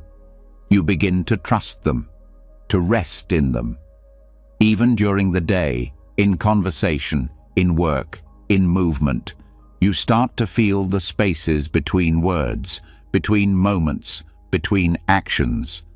And you realize that peace doesn't come from slowing life down. It comes from noticing the stillness that was always woven through it. This is what the Buddha meant when he spoke of liberation. Not some dramatic awakening, not an escape from the world, but a return to the space that has always been free. The space before thought, between thoughts, beneath thought. That's where suffering cannot survive, because suffering is built on stories, and in the space between stories, there is nothing but presence. You might feel afraid to rest there at first. The mind will say it's boring, or meaningless, or that you're wasting time, but that's only because the mind fears what it can't control, and it can't control the space between thoughts, because it doesn't live there. Awareness does. When you rest in that space, you're not dull, you're not passive, you're awake in the deepest way. You're connected to the source of your own consciousness, not filtered through identity, belief, or memory. Just pure seeing, and that seeing is enough. You don't have to try to hold on to that space. You don't have to force the pause to stay longer. That only brings more thought. What you can do is become familiar with it. Trust it. Visit it more often. Each visit leaves a trace, and over time, the path to that stillness becomes easier to find. This is not about perfecting silence. It's about remembering it. Not as a technique, but as your natural state. Underneath all the movement, the noise, the thinking, there is this breath, this pause, this moment where thought falls away and awareness remains. And this is the real teaching. You don't have to silence your thoughts to find peace. You just have to see the silence that was always underneath them. And when you do, even your thoughts become less threatening. Because they are no longer happening to you, they are simply passing through. So tonight, as your thoughts begin to slow, start noticing what lies between them. Don't reach for it. Don't analyze it. Just Rest there, in the space that asks for nothing, in the stillness that doesn't need to be earned. Thought will come again. That's okay. Let it. But also let it go.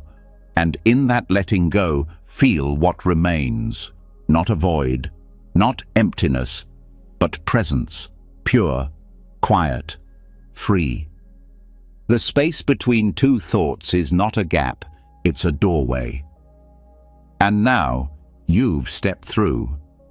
And now that the stillness between thoughts has begun to reveal itself, not as absence, but as the most natural home of awareness, something else begins to show. Something more elusive, but just as real.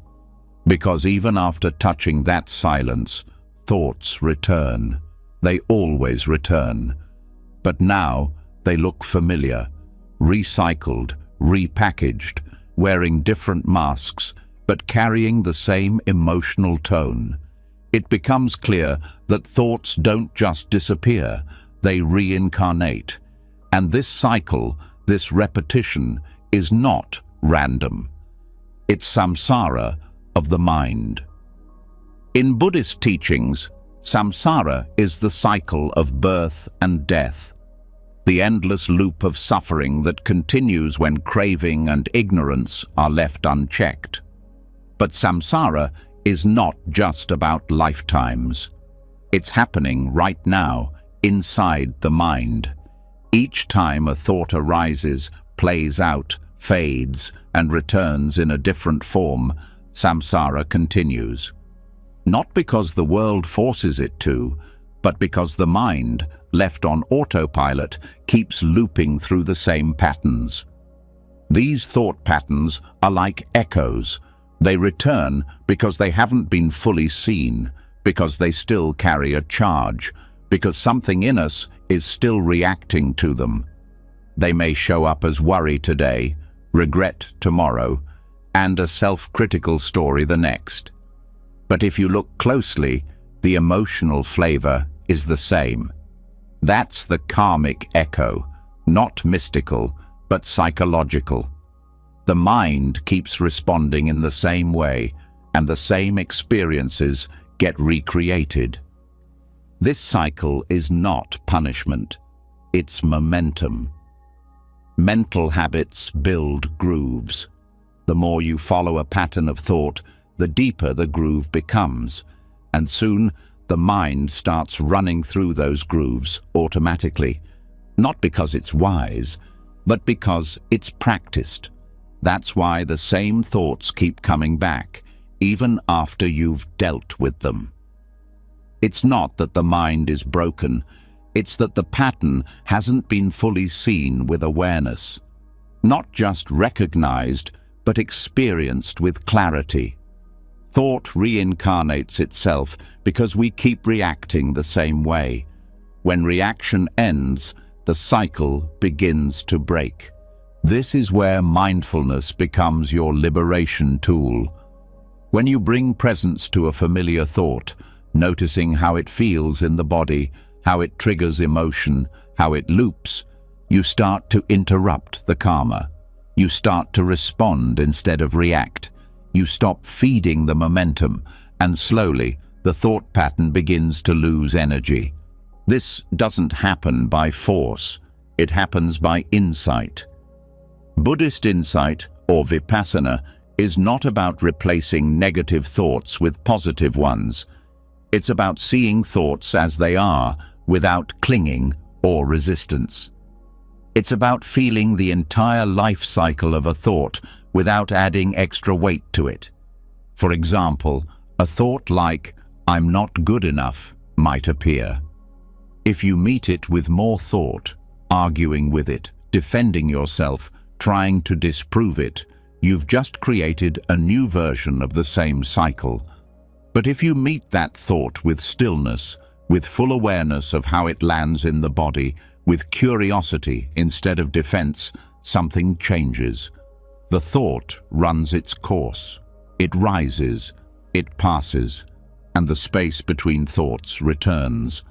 Most people think they're stuck because their thoughts are too powerful, but in truth, they're stuck because they keep reacting in the same way. The moment a thought appears, they follow it, engage with it, rehearse it. That's what keeps it alive. But if you let it pass, really let it pass, without adding fuel, it begins to lose form. This is not suppression.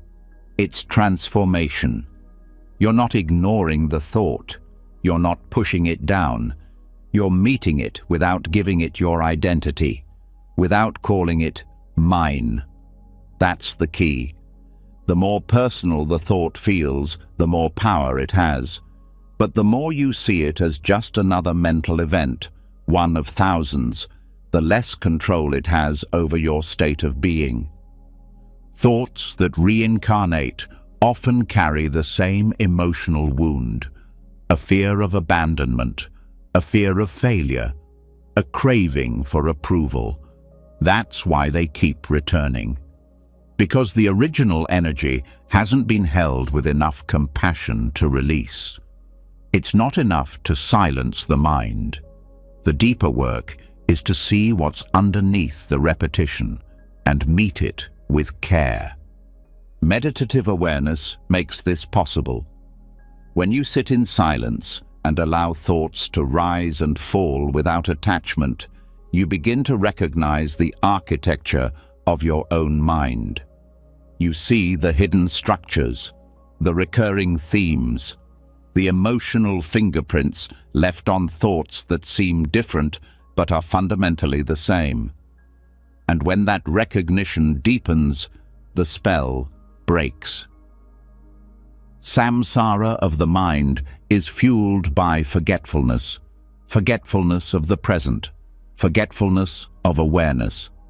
But the moment you remember, truly remember, that you are not your thoughts, the loop slows. You become less reactive, more grounded, more capable of witnessing a thought without becoming it. This kind of freedom doesn't look dramatic. It's quiet. It's felt in the pause where you used to spiral. It's felt in the space where you now choose breath instead of narrative. It's felt in the gentle smile that comes when an old thought returns and you realize it no longer holds power. Thoughts will still arise. That's the nature of the mind. But they no longer stick. They no longer reincarnate as anxiety, shame, or panic. They appear and then they dissolve. Because you're not feeding them. You're not building new identities out of old fears. You're not using the mind to solve what only presence can soften. There's a teaching in Buddhism that says, what you cling to, you become. And this includes thoughts. When you cling to certain thoughts, whether they're self-critical or self-important, you shape your inner world around them. But when you release the grip, what remains is something much lighter, something more true. The awareness that sees all thought, but is bound by none. And this awareness doesn't need to fix anything. It just needs to see clearly, over and over. Each time a thought pattern rises, there is a choice. Repeat the cycle or recognize it. And with each recognition, samsara begins to unwind. Not because you fought it, but because you stopped believing it was all there was. You might notice familiar thoughts still trying to pull you in. That's okay. That's expected. But you don't have to react the way you used to. You can pause, breathe, feel the body. Watch the thought move through like weather. No longer an identity, just a cloud, just a ripple, just energy. This is what breaks the reincarnation of thought, not resistance, but awareness, not analysis, but spaciousness. When you allow the thought to live and die without building a new version of it, the pattern fades, slowly, then suddenly, and the mind begins to feel new, not because it stopped thinking, but because it stopped clinging. Tonight, let the thoughts come without attachment. Let the mind reveal its old shapes. And instead of reacting, just notice. Just stay.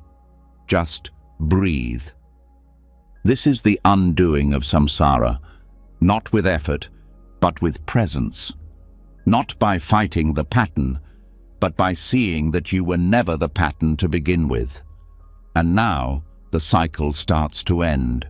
Thought rises, thought fades. You remain free. And now that the reincarnating loops of thought have been brought into the light, not with judgment, but with clarity, it becomes easier to feel something else beneath them, something less mental, more physical. As the mind begins to let go of its grip, what's been quietly held in the body starts to show itself, not as new thoughts, but as sensations, tightness in the jaw, pressure behind the eyes, a subtle clenching in the belly. This is the moment to understand that the mind never suffers alone. Every mental storm has a physical echo, and that echo, unless felt, becomes its own source of tension. There is a bridge between the mind and body that few people ever cross. They think of thoughts as one thing and the body as another, but Buddhist practice says otherwise. It shows that mental overactivity and physical contraction move together like two ends of a single rope. When one tightens, so does the other. When one releases, the other softens too. And that's why understanding this connection isn't just useful, it's essential. Because the loops that the mind runs often survive because the body stays clenched. And when the body is ignored, the thoughts don't fade. They fester. Overthinking rarely happens in a relaxed body. It happens when the shoulders creep up without being noticed, when the breath shortens, when the hands fidget, when the legs feel restless. These are not just side effects. They are signals. The body is trying to say, there's too much holding, too much effort. But most people don't listen. They stay in their heads, trying to think their way out of thinking, and the loop continues. Buddhism invites something radically different, awareness of the whole system. It invites presence, not just in the breath or the mind, but in the muscles, the bones, the heartbeat. It teaches that if you want to untangle obsessive thoughts, you need to look at what the body is holding on to. Because sometimes it's not the thought that keeps returning. It's the tension the thought left behind. Physical tension often becomes the new baseline. People live with tight jaws, locked hips, frozen shoulders, and don't even notice. But these areas become storage units for unresolved mental pressure. Every time a thought arises that feels threatening, something uncertain, unfinished, unwanted, the body reacts. It prepares, it braces, and over time, it forgets how to let go. The Buddha often spoke about sati, mindfulness, not just as awareness of thought, but awareness of body. Because without including the body, the practice stays incomplete. And in this teaching, embodiment becomes the medicine. It becomes the access point to healing spirals that thought alone can't reach. You begin by scanning the body gently, not as an exercise, but as a listening. You feel into the chest, the neck, the stomach. You don't try to change anything. You don't force relaxation. You simply notice what's already there. And what's already there is often a map of your stress, a quiet outline of where the mind has been working over time. When this awareness deepens, you start to see patterns. Certain thoughts always bring a clenched jaw. Certain memories tighten the shoulders. Certain worries contract the gut. And instead of trying to change the thoughts, you begin working with the sensation. You soften the jaw. You lengthen the breath. You rest the hands. And slowly, the thought begins to lose momentum. This is the two-way bridge. The mind affects the body. The body affects the mind. And if one side can't let go, the other can't either. This is why relaxation isn't a luxury. It's a requirement. Not just physical rest, but deep, intentional release of tension that the body has been carrying for too long. Even subtle changes can shift everything, letting the shoulders drop while exhaling slowly, releasing the belly instead of holding it tight, feeling the weight of the legs fully supported by the floor. These moments don't seem like much, but they interrupt the loop. They remind the nervous system that it doesn't have to be on guard, that it's safe now, that thinking can slow because the body is no longer reacting. This is not about controlling the body, it's about coming home to it. Many people live above the neck, completely disconnected from what's happening below. But Buddhist embodiment practice teaches full presence. It teaches you to live in your body with the same attention you give your thoughts. Noticing the temperature of your skin, the heaviness or lightness of your limbs, the rhythm of your heartbeat. These are not distractions, they are anchors, and they bring the mind back to now. There is a concept in somatic mindfulness called interoception, the ability to feel what's happening inside the body. When this sense is developed, the entire experience of thought changes. Because now, each thought has a physical fingerprint. You begin to notice, when I think this way, my body does this. And instead of trying to wrestle with the mind, you work with the body. You calm the system from the inside. Even the breath, the most basic bodily function, becomes a guide. Shallow, rapid breathing usually signals mental agitation. But when the breath deepens, not by force, but by awareness, the mind starts to follow. There's a reason the Buddha returned to the breath again and again. It's not just spiritual, it's biological. The breath is the thread that connects mind and body. And every time you follow it fully, you cross the bridge. You bring both sides into harmony. This is where true release begins, not by analyzing your way out of stress, but by softening into it. By giving the body permission to relax, the mind begins to mirror that softness, not immediately, but reliably. Over time, you train both systems to work together instead of against each other. Some thoughts may never need to be solved. They only need to be felt in the body and allowed to pass. And this can only happen when the body is included in the practice. Otherwise, awareness stays too thin, too narrow, and the spiral continues. You might notice during this exploration that certain areas of the body feel numb, or heavy, or overactive. That's okay. That's the map reawakening. Let it speak.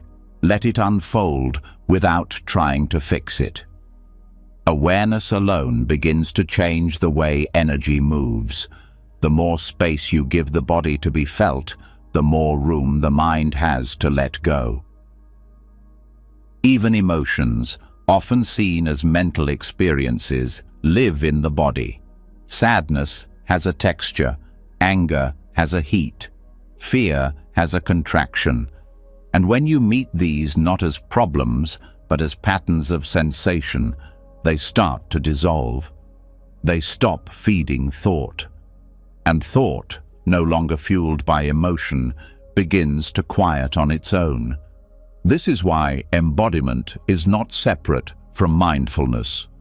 It is mindfulness.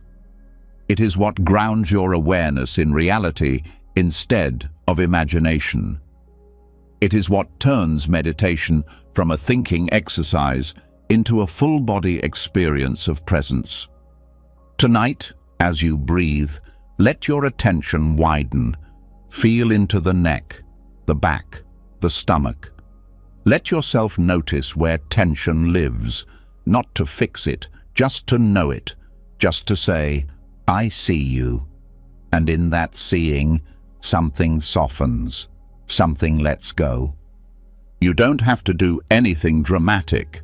Just let awareness reach the parts of you that thinking left behind. Let the body speak in its own language. Let the breath move where tightness has been hiding.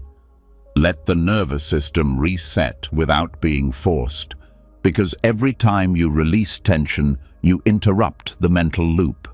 Every time you come back to sensation, you come back to now. And in that now, thought loses its urgency. It becomes quieter, softer, less demanding. The mind and body are not separate.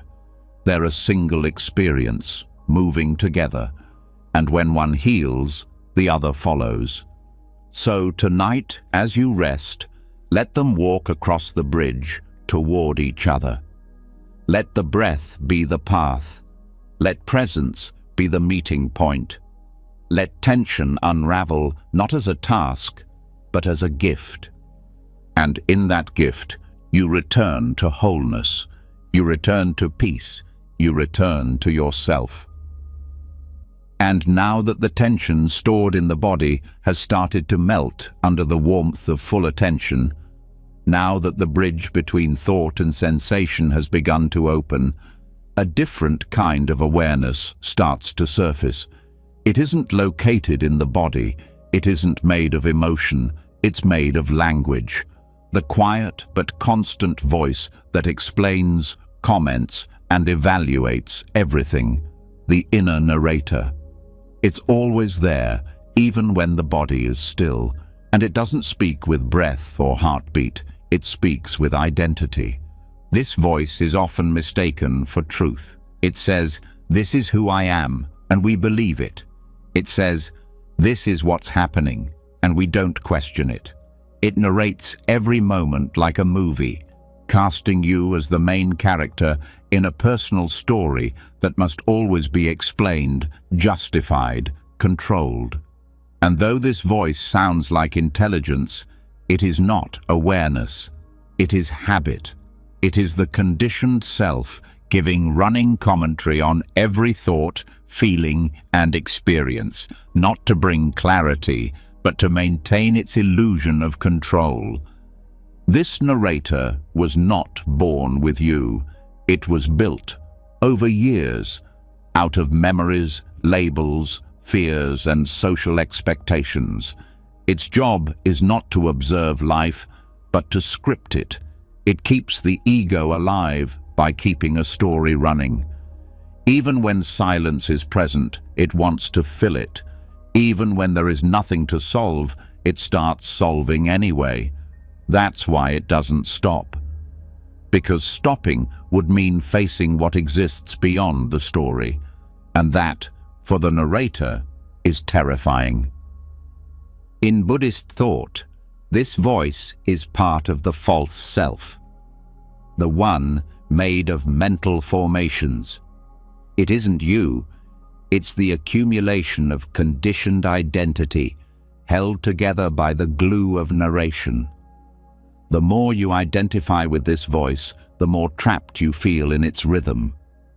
The voice judges, it compares, it replays conversations, it imagines future disasters, and it disguises itself as you.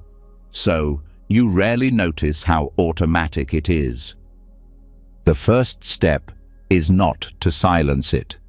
The first step is to see it, to hear it without being pulled into it. To realize that it's speaking, but that you don't have to answer.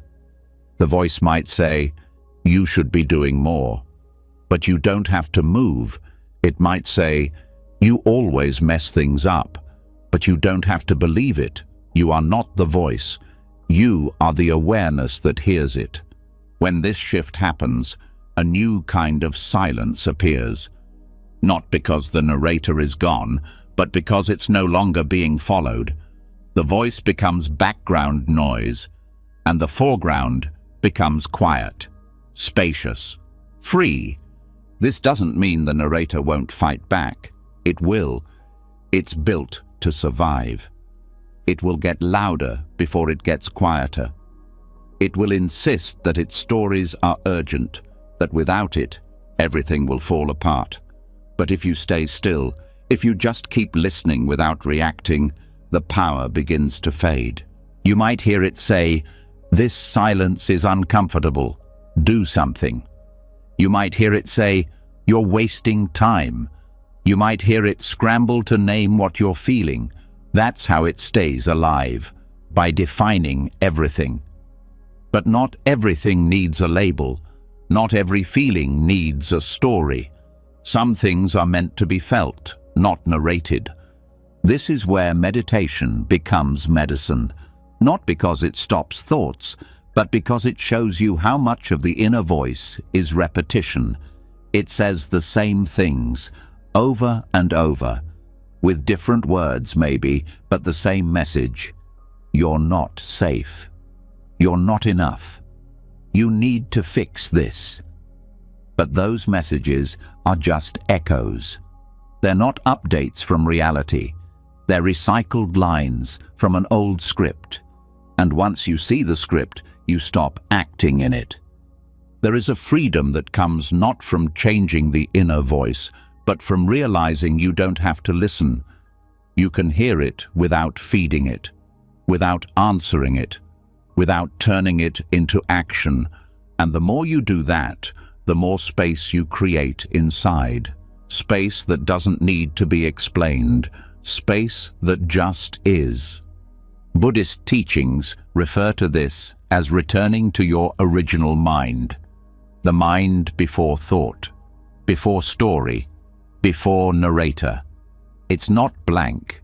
It's clear. It sees without describing. It knows without defining. It experiences without needing to explain. That mind is always here, underneath the voice, waiting to be remembered. This practice is not passive. It's fierce in its gentleness, because to stop following the inner narrator means to stop performing for it, to stop living a life that needs constant explanation, to let go of the identity that was built out of commentary and fall back into the simple truth of being. This means letting go of the need to justify your feelings, to narrate your healing, to prove your worth with inner monologue.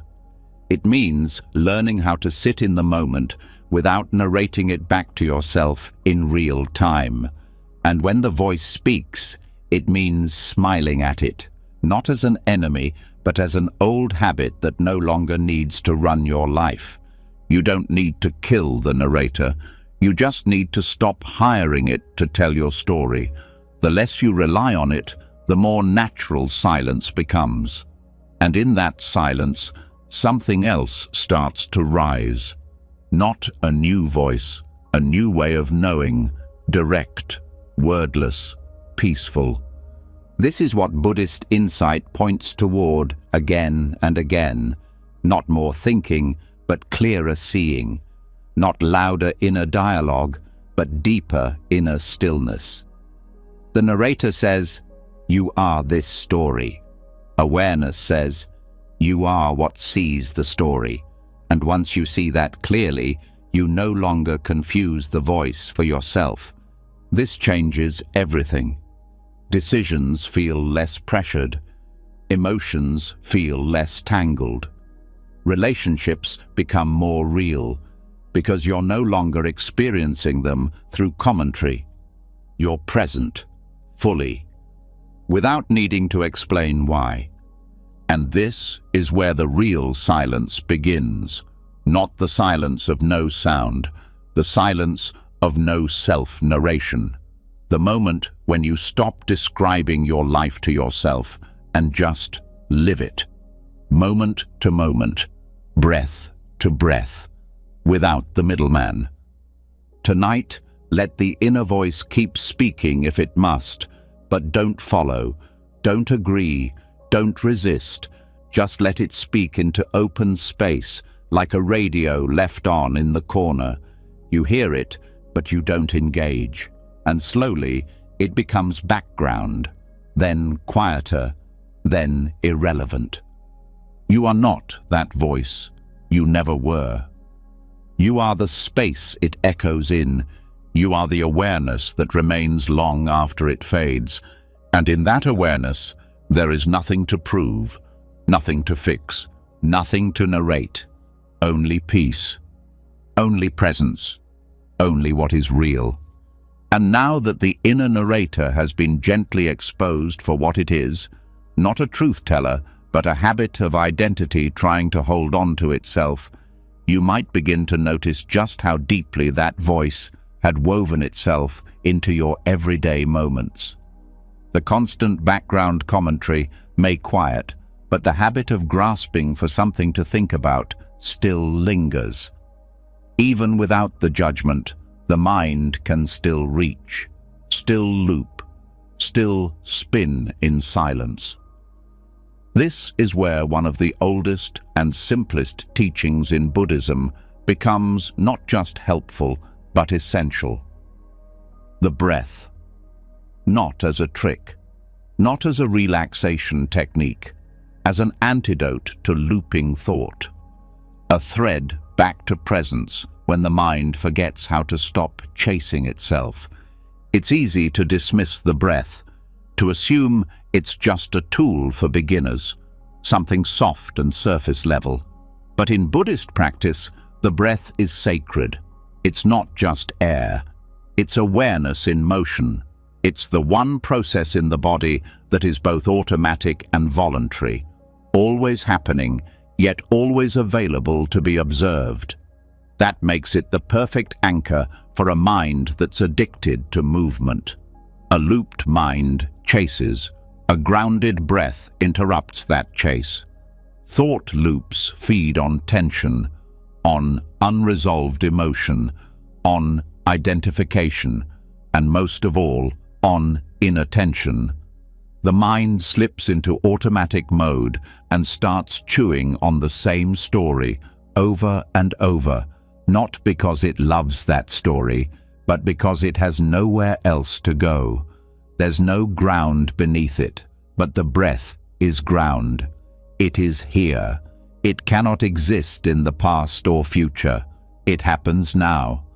And by returning to it, the mind is given something it desperately needs: contact with the present. This isn't about controlling the breath. That only tightens the loop.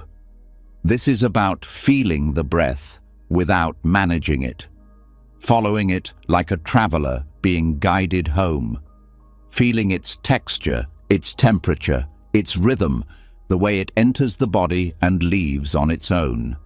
You begin to notice that you're not breathing the breath, it's breathing you, and that shift changes everything. A thought loop is like a record stuck in a groove. It plays the same note until something gently nudges the needle. That nudge doesn't have to be dramatic. It just has to be real.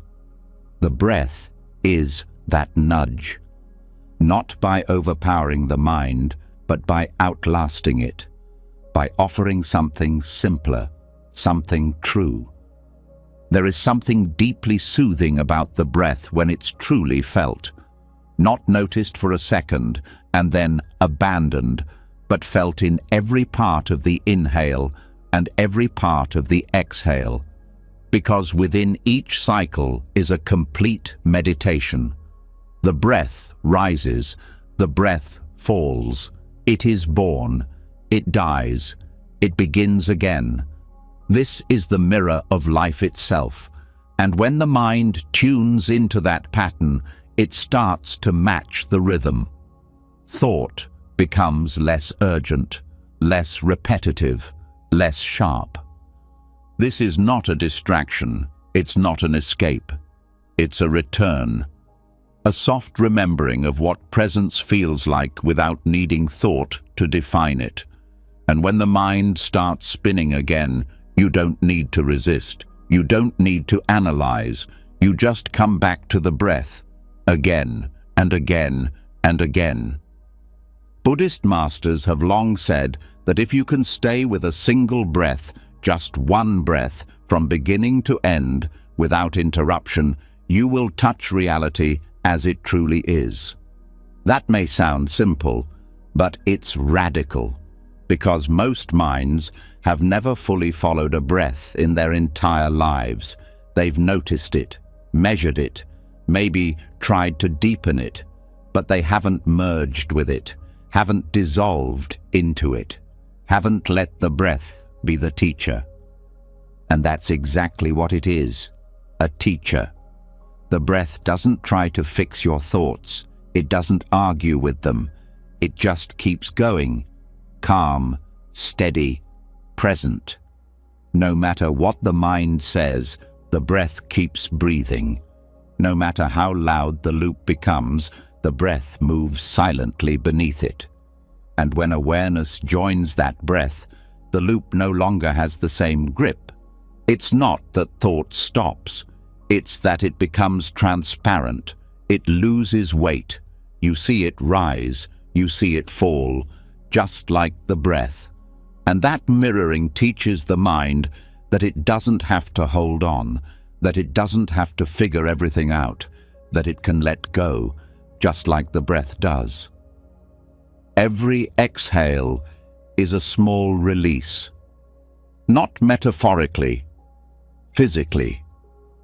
When the body exhales, the nervous system shifts.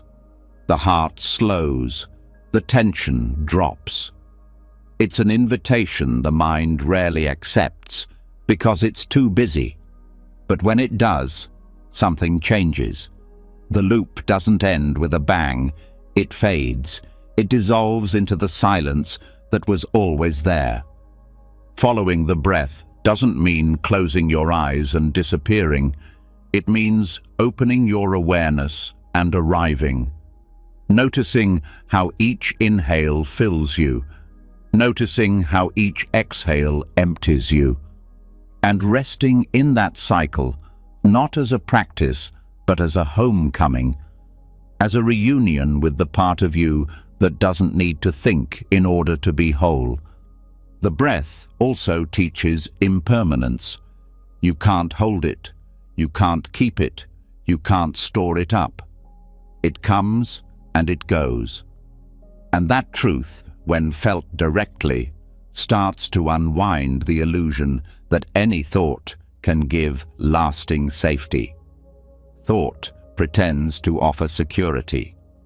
Breath teaches that real security comes from accepting flow, from being okay with not holding on. This doesn't require perfection. You'll drift, you'll forget. That's not failure, that's part of the rhythm. The moment you notice you've drifted and gently return to the breath, you are practicing liberation. Every return is a small act of freedom. Every return breaks the illusion that thought is all there is. And slowly, the relationship to the mind begins to change. It stops being the center of your experience. It becomes background, like weather, sometimes cloudy, sometimes clear, but always passing. Meanwhile, the breath stays steady, like the earth beneath your feet, like the tide that never forgets to rise and fall. When the mind loops, it's trying to protect you. But protection, rooted in fear, becomes a prison. The breath shows you another way.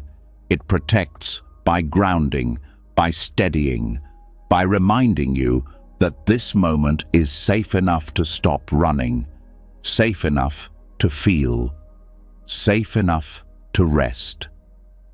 Let this be your practice, not to think less, but to follow more.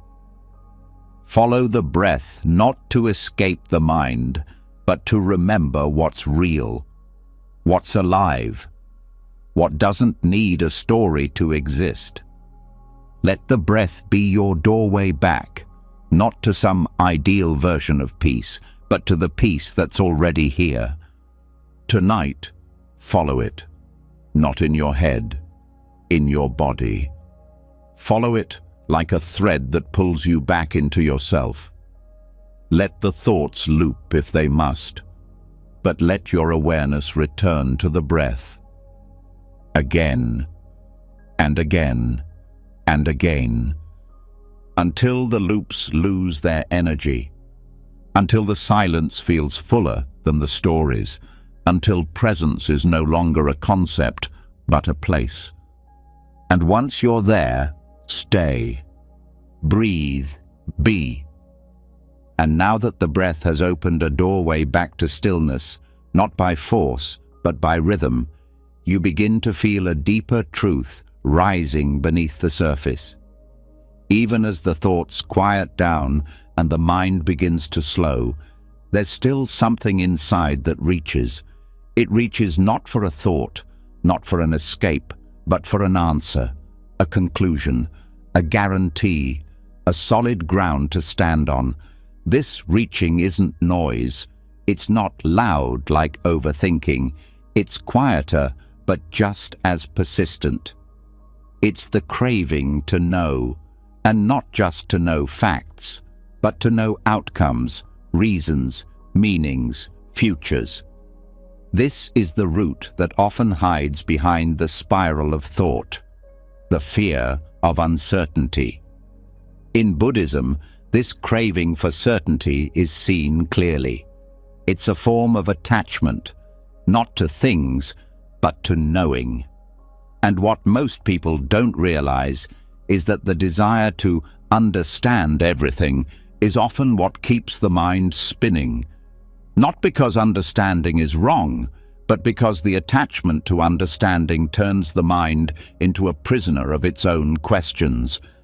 The world trains people to believe that knowing is safety, that if you just know enough, plan enough, learn enough, think enough, you can prevent suffering. But reality doesn't work that way. Things still fall apart. People still leave. Feelings still shift. Life still moves in unexpected ways. And when the mind refuses to accept this, it begins to overthink, not to process, but to protect. This need to know becomes its own burden. You start replaying conversations not because you enjoy them, but because you're trying to decode them.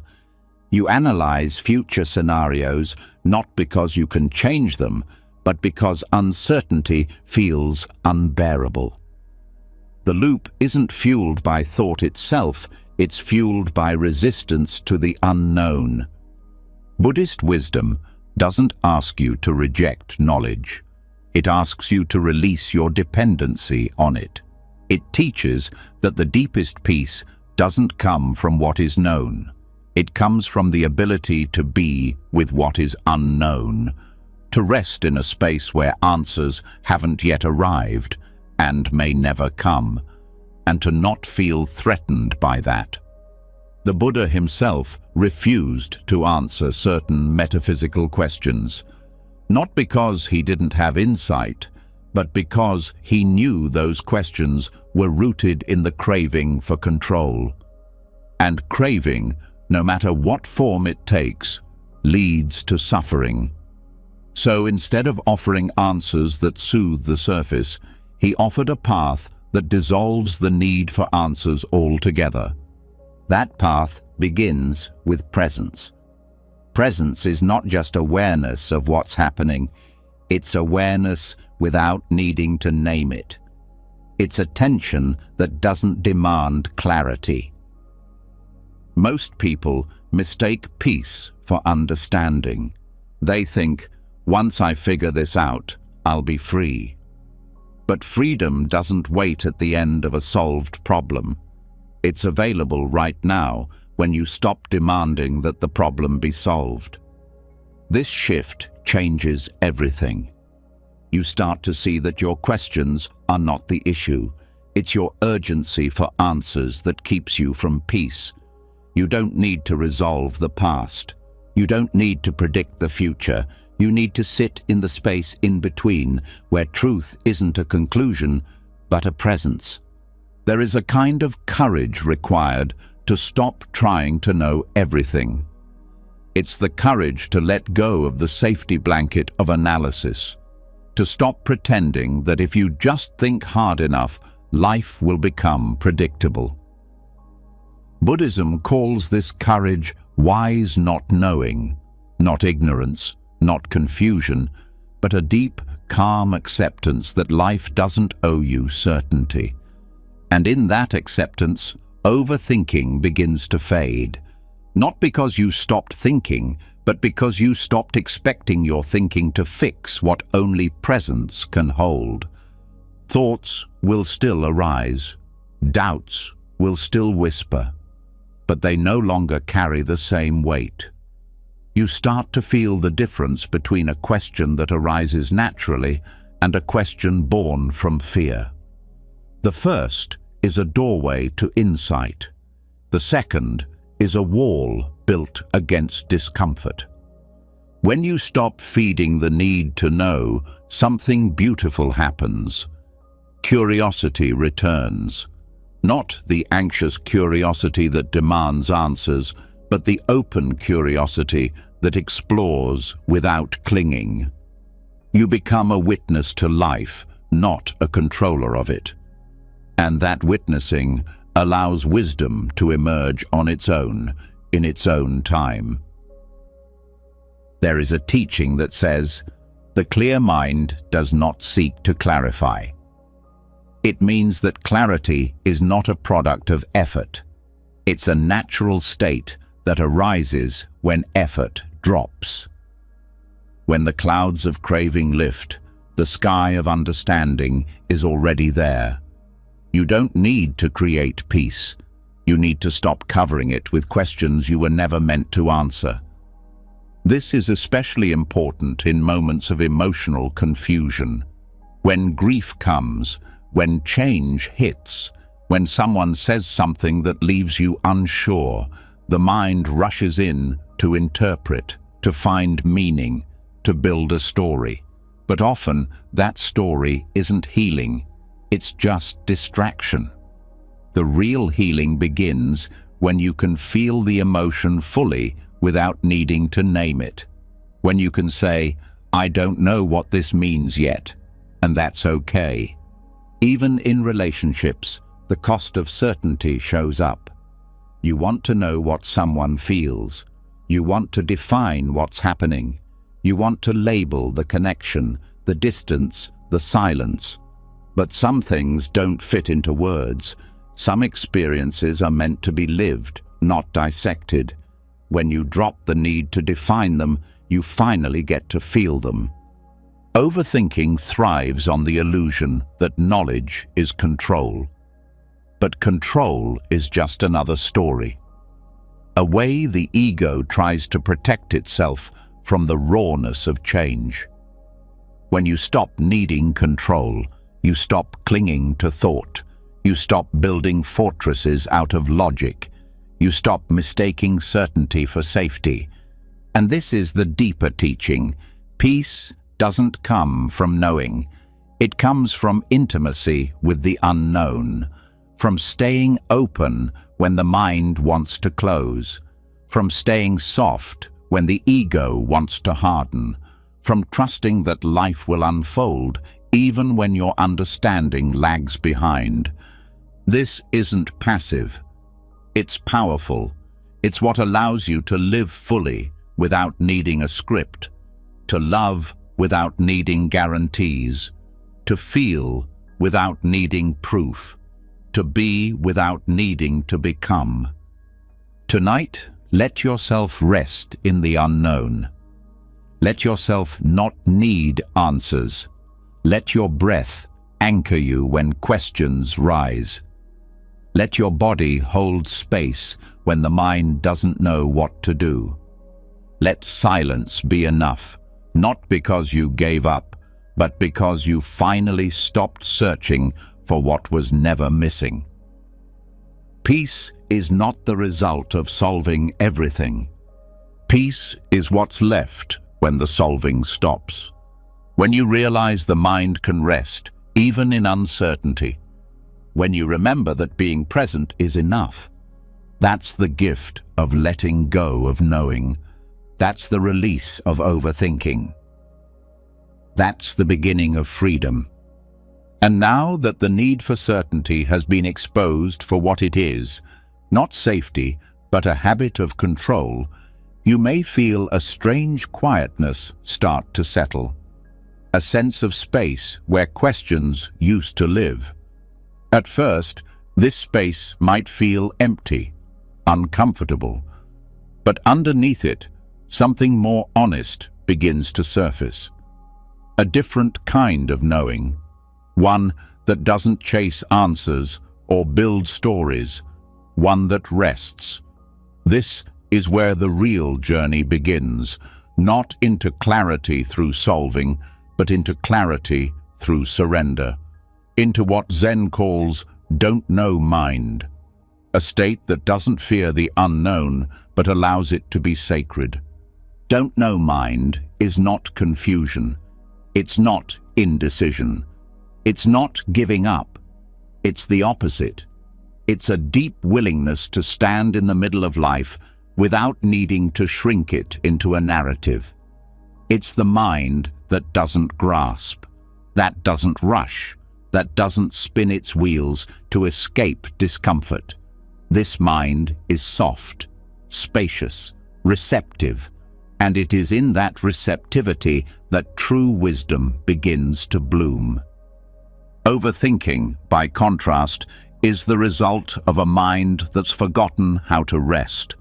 It's always scanning, searching, solving, fearing. It treats uncertainty like an emergency, but not knowing isn't the threat the mind believes it to be. In fact, not knowing is the birthplace of peace. Because in that space where the mind surrenders its effort, something deeper comes alive. When you rest in not knowing, you're not lost. You're just no longer pretending that certainty is possible. You're no longer grasping at the future like a drowning person grabs at driftwood. You're letting the ocean hold you. You're floating, not because you figured it out, but because you stopped resisting the water. Zen masters speak of beginner's mind, a mind that sees without assumption. That doesn't pretend to understand everything it meets, that doesn't use past experience as a filter for present truth. This kind of mind can sit with questions. It can sit with silence. It can sit with contradiction, because it doesn't need to wrap life in a tidy conclusion. And this sitting with the unknown, with the open-ended, with the unresolved, is not passive. It's radical, because the mind will try everything to avoid it. It will bring up urgency, anxiety, doubt. It will say, you have to decide, or you must know by now, or what if you're wrong? These voices are not evidence of danger. They are evidence of habit, the habit of fearing the unknown. But fear loses its grip the moment you stop treating not knowing as failure. The moment you see that it is not the end of the path, it is the doorway. The place where something more spacious than thought begins to emerge, where insight arises not through effort, but through openness. This openness isn't blank, it's alive. You begin to notice subtleties, the way your body softens when you stop forcing a decision, the way your breath deepens when you stop rehearsing conversations, the way your heart feels clearer when you stop labeling your feelings. These are not signs of indecision. These are signs of wisdom taking root. Don't know mind is not empty of meaning. It is full of potential. Because when you're no longer rushing toward a conclusion, you become available to the fullness of the moment. You hear more, see more, feel more. And from that fullness, clarity emerges naturally, not as something you grabbed, but as something that unfolded on its own. In Buddhist practice, this is called direct seeing. It's what happens when the mind gets out of the way, when concepts fall away, and what's left is raw awareness. That awareness doesn't need to know everything to respond wisely. It doesn't need a map to take the next step. It simply moves with what is, responds to what's true now. That's enough. This is where the deepest trust is born. Not trust in the future, not trust in a plan, trust in awareness itself, trust in your capacity to be with what's real, even when it doesn't offer closure. That kind of trust dissolves overthinking, not because all questions are answered, but because the urgency to answer them fades. You begin to see that rest doesn't come after everything is figured out. Rest comes when you stop demanding that everything makes sense. When you let life be unclear and still show up with your whole heart. When you stop living as a detective and start living as a witness. And in that witnessing, wisdom unfolds. It speaks not through the mind's logic, but through presence, through intuition, through subtle shifts that can only be felt when you're not rushing past them.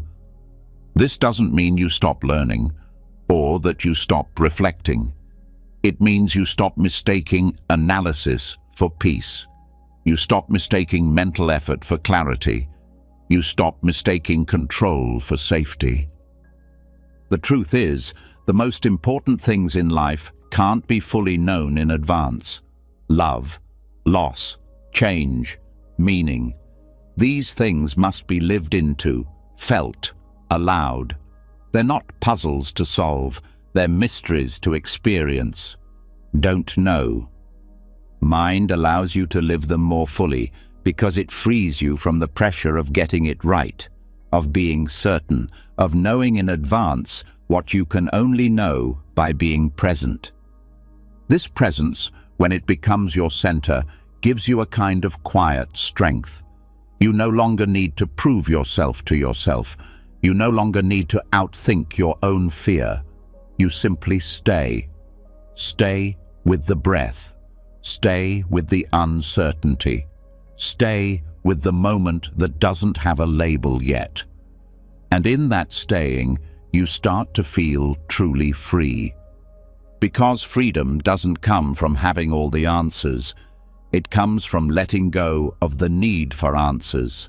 It comes from trusting that awareness is enough, that you are enough, that the unknown is not a gap to be filled, but a space to be lived. Tonight, let yourself rest in that space. Let yourself not know. Let your breath lead you deeper into the part of you that doesn't need to explain, that doesn't need to decide, that doesn't need to understand right now. Just presence, just awareness, just being. And in that being, clarity will come, not as something you chase, but as something that arrives when the chasing stops. Not knowing is not the end. It is the beginning. It is the space where truth can finally breathe, where peace doesn't hide behind answers. It waits in the silence that asks for nothing, and trusts everything. And now that resting in the unknown has been revealed not as a weakness, but as wisdom, now that the compulsive urge to resolve everything has been softened into presence, a deeper question starts to rise.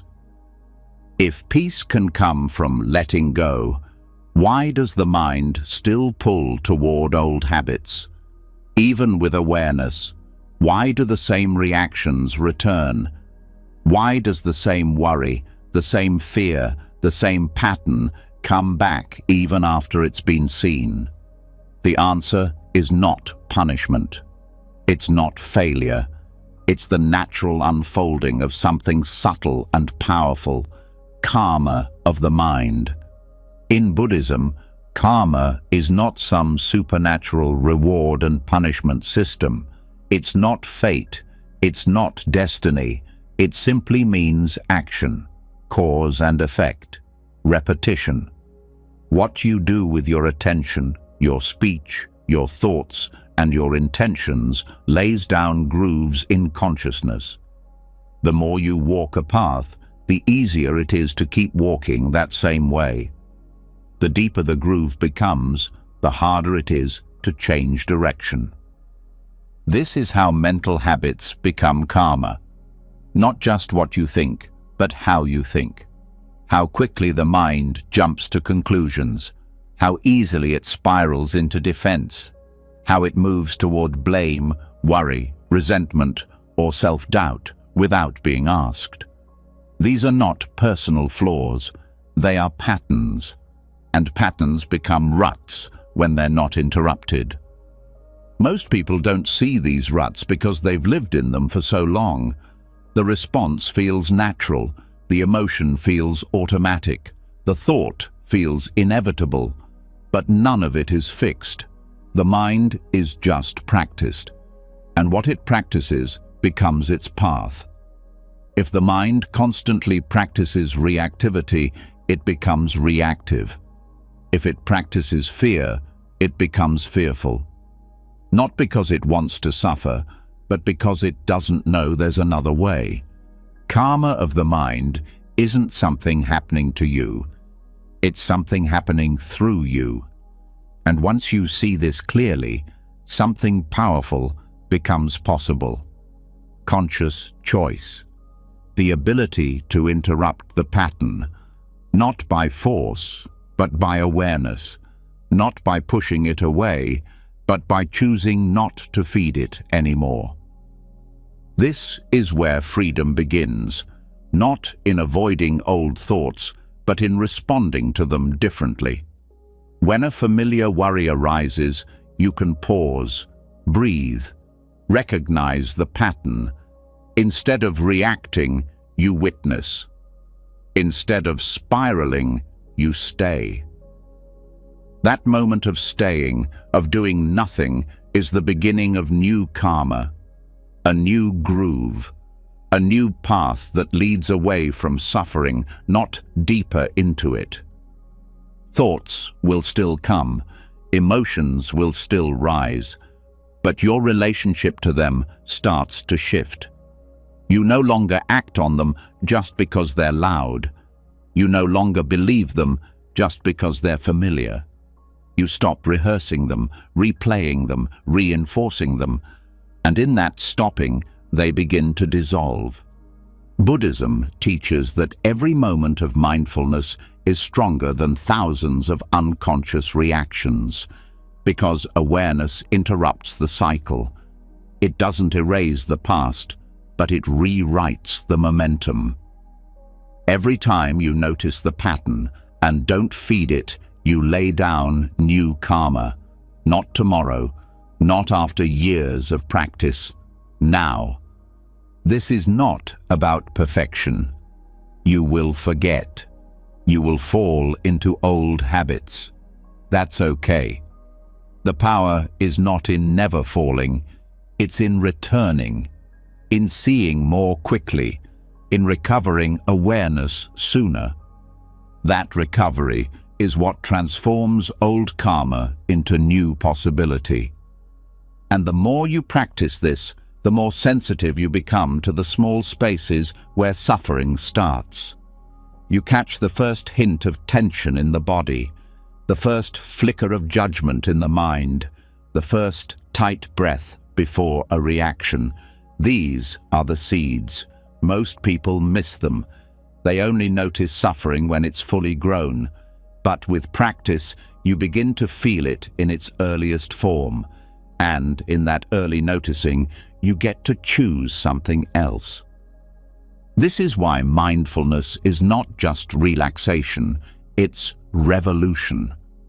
Because it changes where your life is being shaped.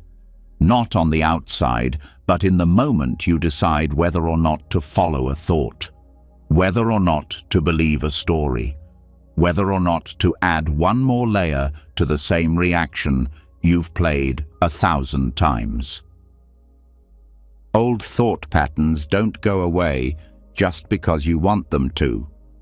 They go away when they're no longer useful, when they no longer serve a purpose, and they stop being useful when you stop using them to manage discomfort, when you stop using them to avoid presence, when you stop using them to reinforce an identity that is ready to fall apart. And yes, it may feel like you're walking uphill at first, because the grooves are deep. The mind will slide back into them out of habit. But you're not failing, you're reconditioning. And that takes patience, compassion, and most of all, consistency. The key is not to fight the thoughts, it's to stop fueling them. Every time you bring attention back to the breath instead of the story, you're breaking the karmic chain. Every time you feel the emotion without reacting, you're rewriting the script. Every time you let silence answer where words once defended, you're stepping out of the old loop and into something freer. Even the smallest shift matters. Because karma builds moment by moment, and liberation does too. It doesn't come in one dramatic breakthrough. It comes in the thousands of tiny moments where you say no to suffering and yes to awareness, where you say no to the conditioned mind and yes to presence. This is how healing happens, not all at once, but through repetition. The same way pain became automatic, peace can become natural. The same way the mind once raced, it can learn to rest. The same way patterns once ruled, presence can return. And the most beautiful part is this: you don't have to wait. You don't need to be more advanced. You don't need to be perfect. You just need to pause, to notice, to choose, again and again, until choosing presence becomes your new habit, until awareness becomes your new momentum, until the karma of your mind reflects your freedom, not your past. So tonight, notice the thoughts that return, the stories that replay. Don't resist them. Don't chase them. Just watch. Feel their shape. Feel their pull. And let them pass. You don't have to fix them. You just have to stop following them. And in that stopping, you create a new path. One thought at a time, one breath at a time, one moment at a time. This is not mystical. It is practical. It is possible. And it is already happening. And now that the grooves of mental karma have been brought into view, not with shame, but with awareness, you start to see just how deeply some thought patterns have carved themselves into your inner world. Not only as habits, not only as familiar reactions, but as something more painful, more hidden, more personal. Beneath the repetition, beneath the speed, beneath the urgency, there's a subtle form of harm, a quiet attack happening from within. Overthinking isn't just exhausting.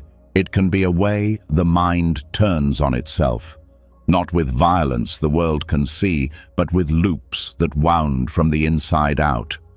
This isn't always obvious, because overthinking often looks responsible, careful, analytical. It wears the mask of being thoughtful, prepared, even wise. But beneath the surface, there's a cost. When thinking no longer clarifies but shames, when it no longer helps but punishes, it becomes something else entirely. It becomes a cycle of inner aggression. Not because you're cruel, but because you're hurting. Buddhist practice invites us to look at this clearly, not to judge it, but to understand it. Chronic thinking, when left unchecked, can become a form of self-rejection, a loop that says, "You should have done more. You shouldn't have said that. You can't rest yet. You're not enough."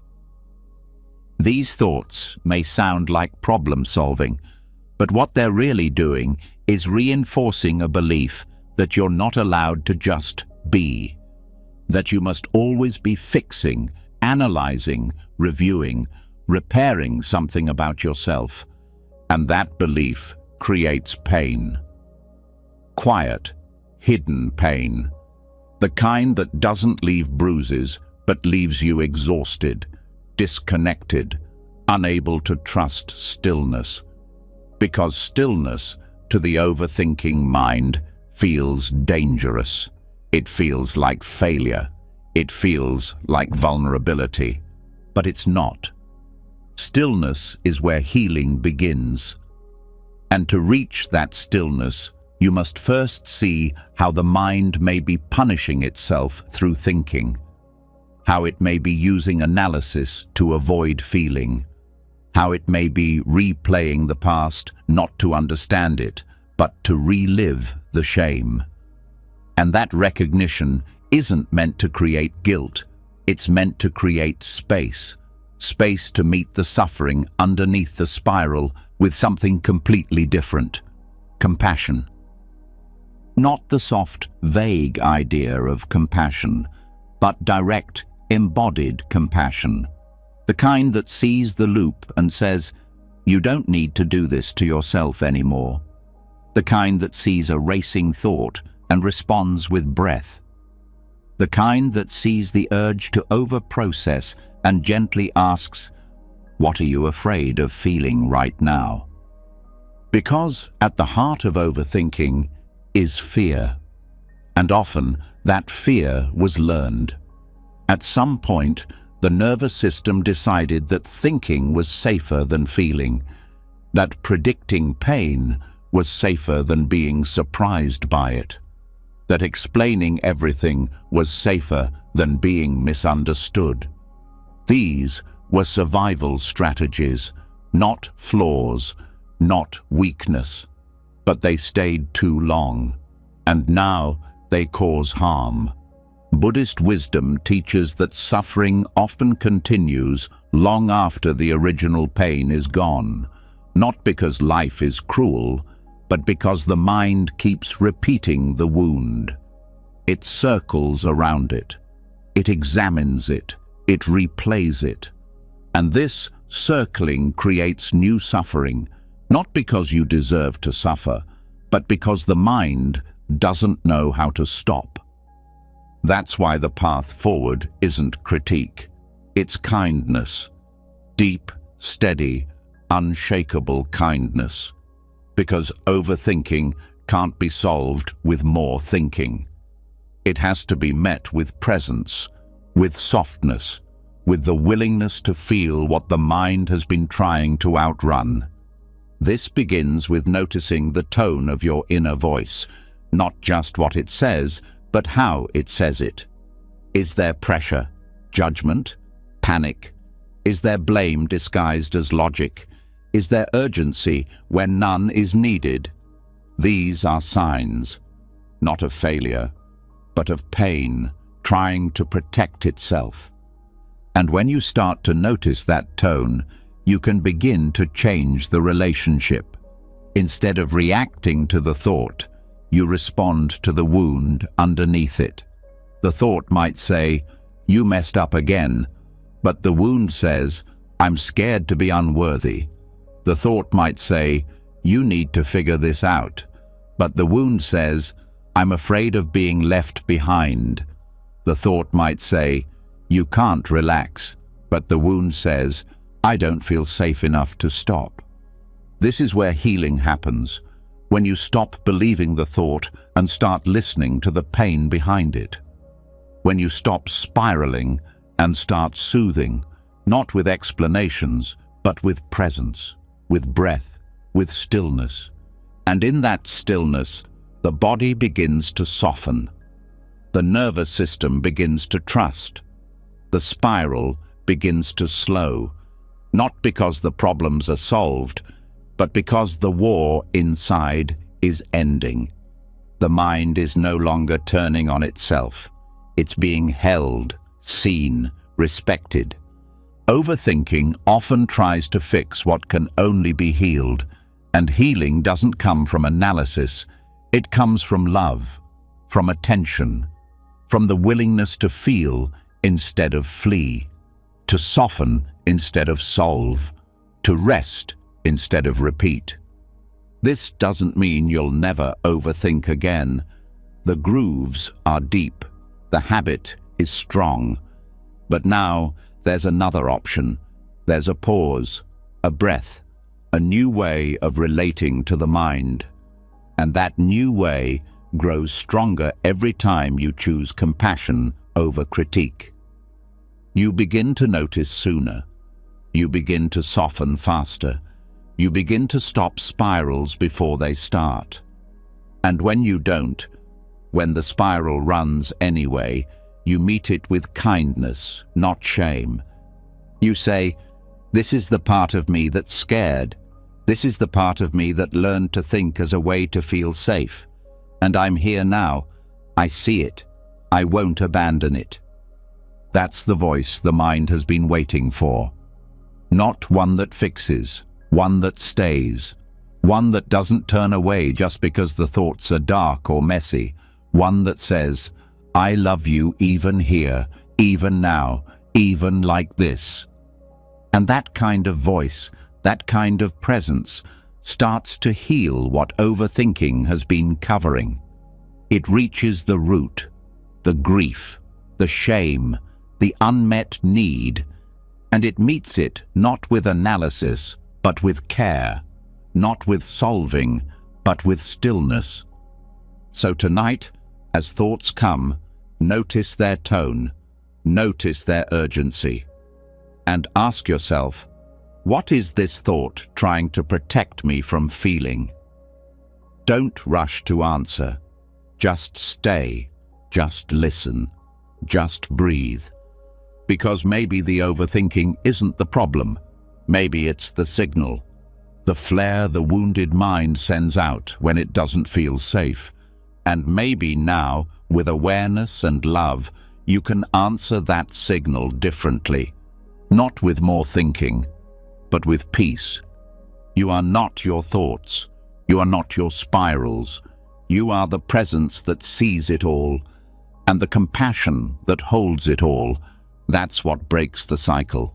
That's what ends the self-harm. Not perfection, not silence, but love. And now that the loops of overthinking have been revealed not just as habits, but as subtle forms of self-harm, now that you've seen how mental spirals can be acts of inner violence disguised as problem-solving, something softer begins to awaken. A new kind of seeing, not through effort, not through control, but through clarity. Because once the mind stops attacking itself, it becomes possible to watch it, not manage it, not manipulate it, just observe. And this observation, gentle, steady, non-reactive, is where deep freedom begins. This is the heart of Vipassana, insight into the truth that thoughts are not permanent, they are not personal, they are not solid. They are like clouds, forming, shifting, dissolving, never staying, never sticking, unless you try to hold them. Vipassana means to see clearly. It's not about changing thoughts. It's not about controlling the mind. It's about watching thought as it is, watching without becoming it, feeling the movement of the mind without needing to stop it. And in this watching, something begins to change, not the thought, but the way you relate to it. You stop grasping, you stop resisting, and in that space, thought loses its weight. The mind is used to attaching to every thought that arises. This is important. This is me. This is truth. But when Vipassana is practiced, those thoughts are seen differently, not as facts, but as weather, as momentary appearances, as shapes passing through the sky of awareness. Some are bright, some are dark, some stay longer, but none of them last. None of them define you. None of them are who you are. This insight doesn't come from philosophy. It comes from practice, from sitting in stillness and letting the thoughts rise without pulling you in, from noticing the stories without joining the narrative, from watching a storm form in the mind and letting it pass without building a shelter. You feel the tension come. You feel the thoughts swirl, and you just stay, with breath, with body, with presence. Over time, this changes the way the mind operates. It stops expecting permanence. It stops demanding resolution. It learns to let go in real time, not because it's trying to escape discomfort, but because it no longer believes discomfort will last forever. Even pain, when seen clearly, begins to shift, because the suffering isn't in the pain, it's in the belief that the pain is permanent. Vipassana teaches you to sit inside the wave, not run from it. To feel the rise, the peak, the fall, without commentary, without labels, just sensation, just thought, just awareness. This seeing is not passive, it's active in its stillness. You're not checking out, you're checking in so deeply that you stop reacting. You stop chasing, you stop trying to fix what was never broken. Because thought isn't a problem. Identification is. When the mind believes every thought, it suffers. When the mind observes every thought, it becomes free. This is what Vipassana reveals again and again. The thoughts are not the issue. It's the attachment to them, the fear of them, the resistance to them, the belief that they are permanent or personal. But thought is not solid. You can feel this in meditation. A thought appears, you watch it. It stays for a few seconds, maybe a minute. Then it fades. Another comes. It too fades. This happens 1,000 times, and you start to see the truth. Nothing in the mind stays. Nothing needs to be held. Nothing needs to be answered. Even thoughts that return again and again are not the same.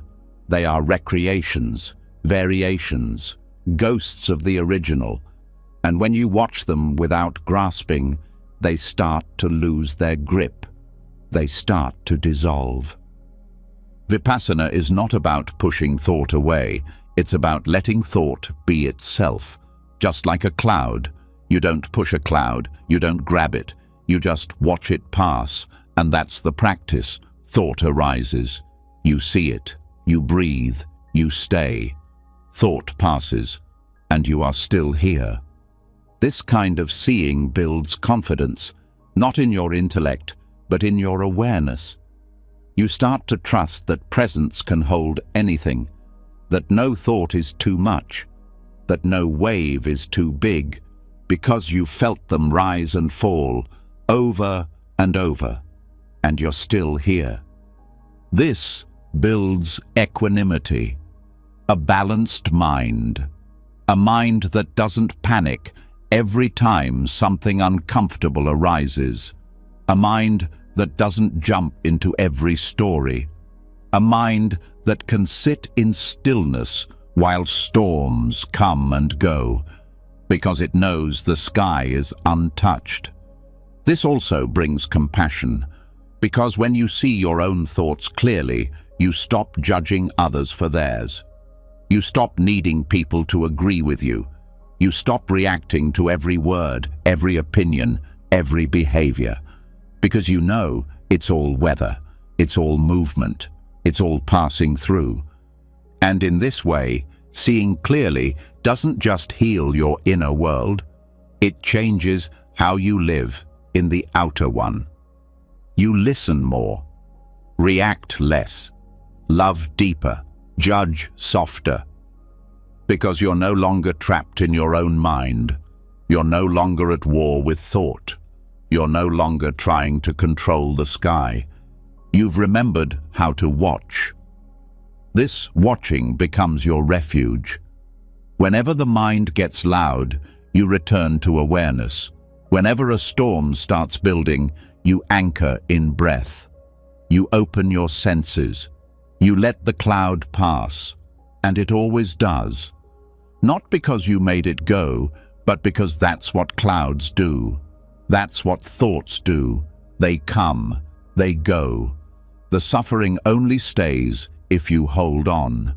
And when you stop holding on, something remarkable happens. Peace appears, not as an idea, as an experience. A quiet, spacious presence that isn't disturbed by anything the mind creates. It's always been there, hidden behind the clouds.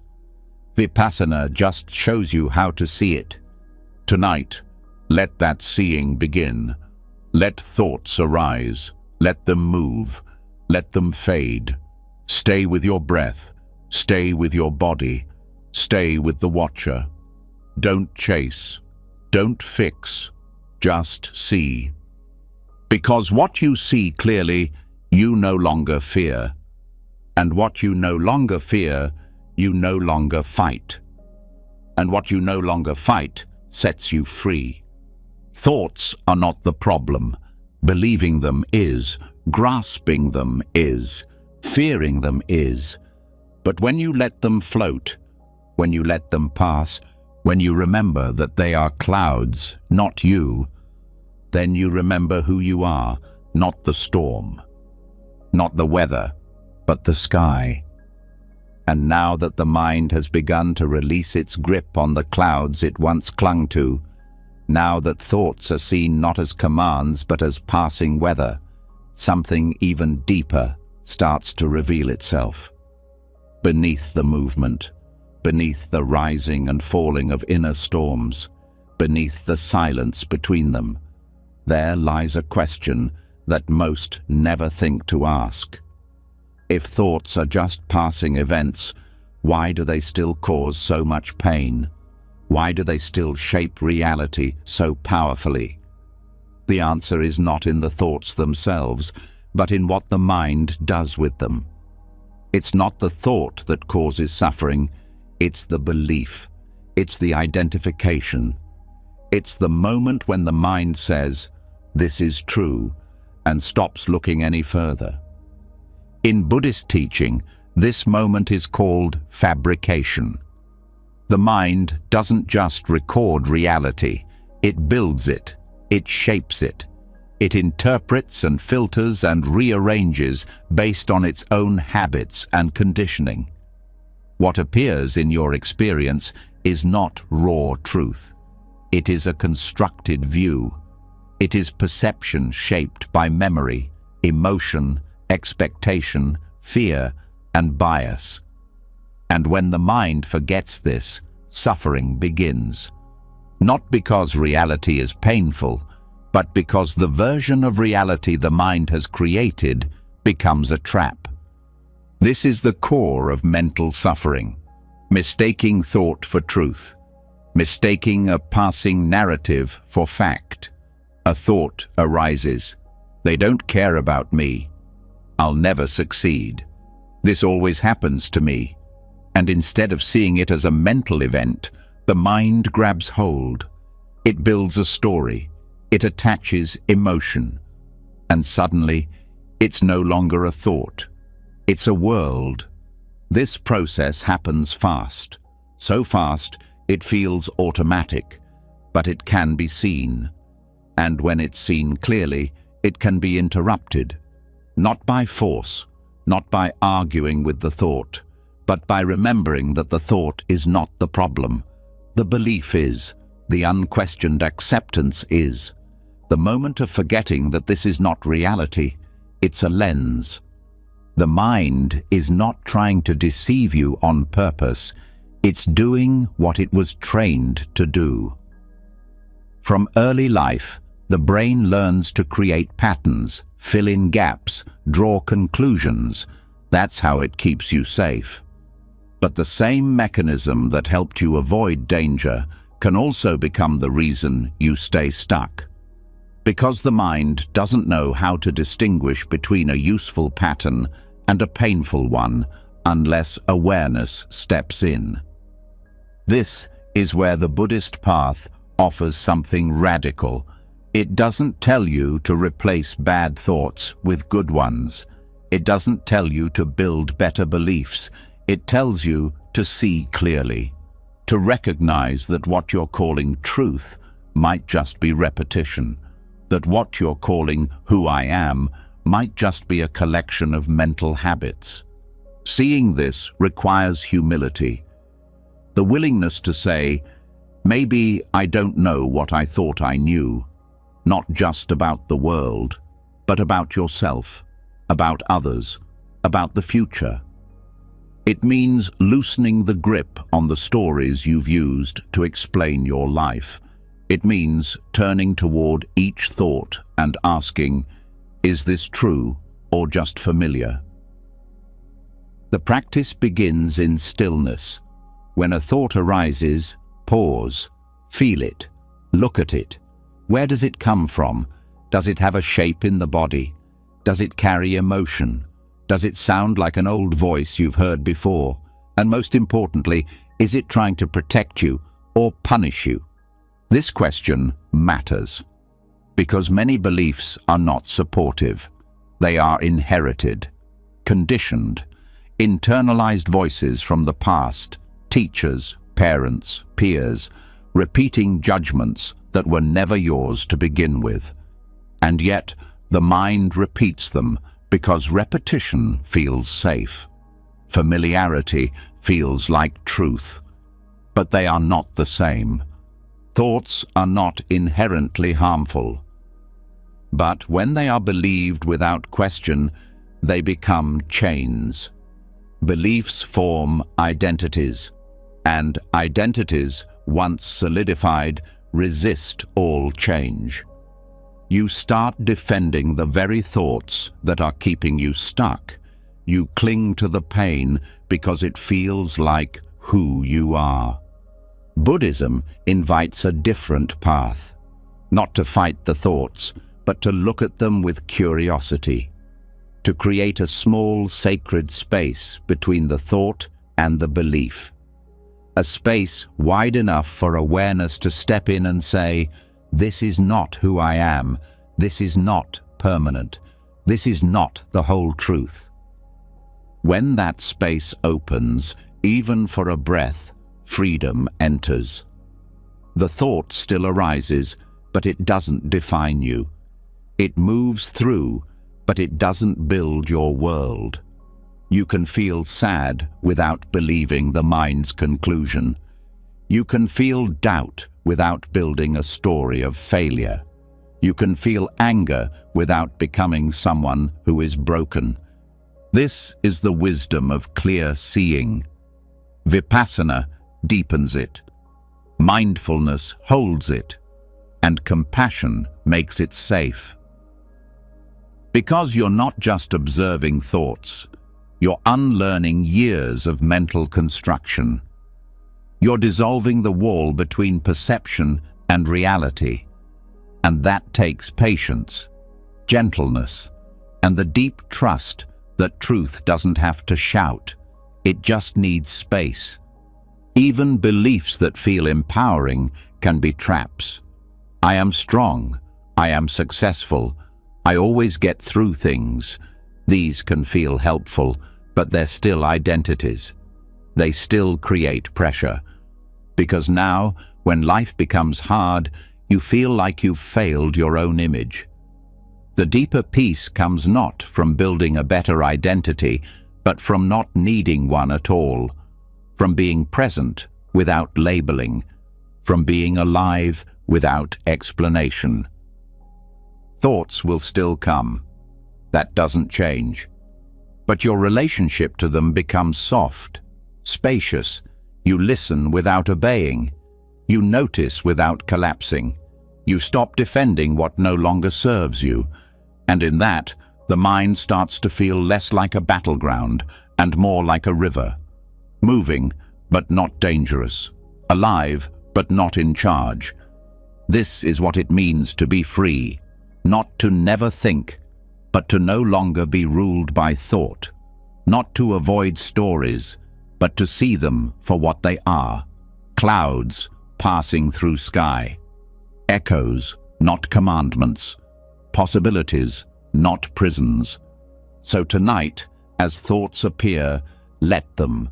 Don't force them to go. Don't follow them into story. Just notice. Feel the space between the thought and the belief, and breathe into that space. This is where freedom begins.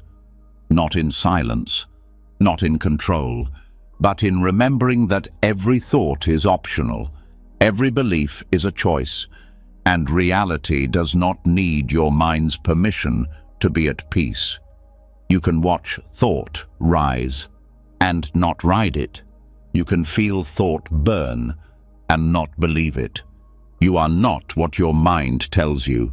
You are the one who sees, and the seeing is enough. And now that the veil over thoughts has begun to lift, now that the illusion of belief has been softened by direct seeing, what once felt like a mental battlefield begins to feel quieter, not silent, not blank, but lighter. Thought still arises, but it doesn't stick. Stories still form, but they don't take over. And here, in this gentle quiet, the mind meets something it isn't used to, a space it doesn't know how to describe, a presence that doesn't explain itself. It is not numbness, it is not dullness, it is emptiness, not as absence, but as clarity. And this emptiness is not something to fear, it is something to practice. In Buddhist teaching, emptiness, called shunyata, is often misunderstood. People hear the word and assume it means void, blankness, a life without meaning. But that's not what emptiness is. Emptiness is not a lack. It's a space so vast that nothing can be trapped. It's a mind so open that no single thought can define it. And this is where mental freedom begins, not in knowing more, not in thinking better, but in experiencing emptiness as a skill. The skill of emptiness is not about emptying your mind of thoughts. That would be impossible. Thoughts come, they always will. The skill is in letting them arise and fall without letting them define your identity or control your attention. It's learning to hold thought the way the sky holds clouds, completely, but without clinging. This requires a shift. Most people use thought as structure. They build identities from it. They measure success with it. They plan futures and analyze pasts through it. Thought becomes the frame they use to see the world. But that frame also becomes a cage, because anything not supported by the structure is rejected. Any silence feels like something is missing, and so they fill the space with noise, with analysis, with internal commentary. But space is not something to be filled. It is something to be respected. Emptiness is what allows truth to move freely. It is what gives perception the room to breathe. Without emptiness, every thought becomes heavy. Every moment gets judged. Every emotion is assigned meaning, and the mind never rests. Mental emptiness is not a passive state. It is active receptivity. It is what allows you to witness without controlling, to feel without labeling, to be fully alive without attaching to every thought. It's what gives the mind room to stretch, to settle, to return to its natural rhythm. To understand this, notice what happens when the mind isn't busy. There may be discomfort at first, a sense that something is missing, that something needs to be done. But if you stay with that discomfort, you start to notice something else beneath it. Peace, a subtle pulse of aliveness, a clarity that doesn't need to think to understand. This is the wisdom of emptiness, not silence imposed by force, but silence revealed by not interfering. When you stop clinging to thoughts, what's left is not boredom, it's presence. What's left is the mind returning to its original nature, open, vast, undisturbed. This kind of emptiness can be trained. You don't need to escape to a mountaintop. You don't need to meditate for hours. You just need to stop chasing every thought.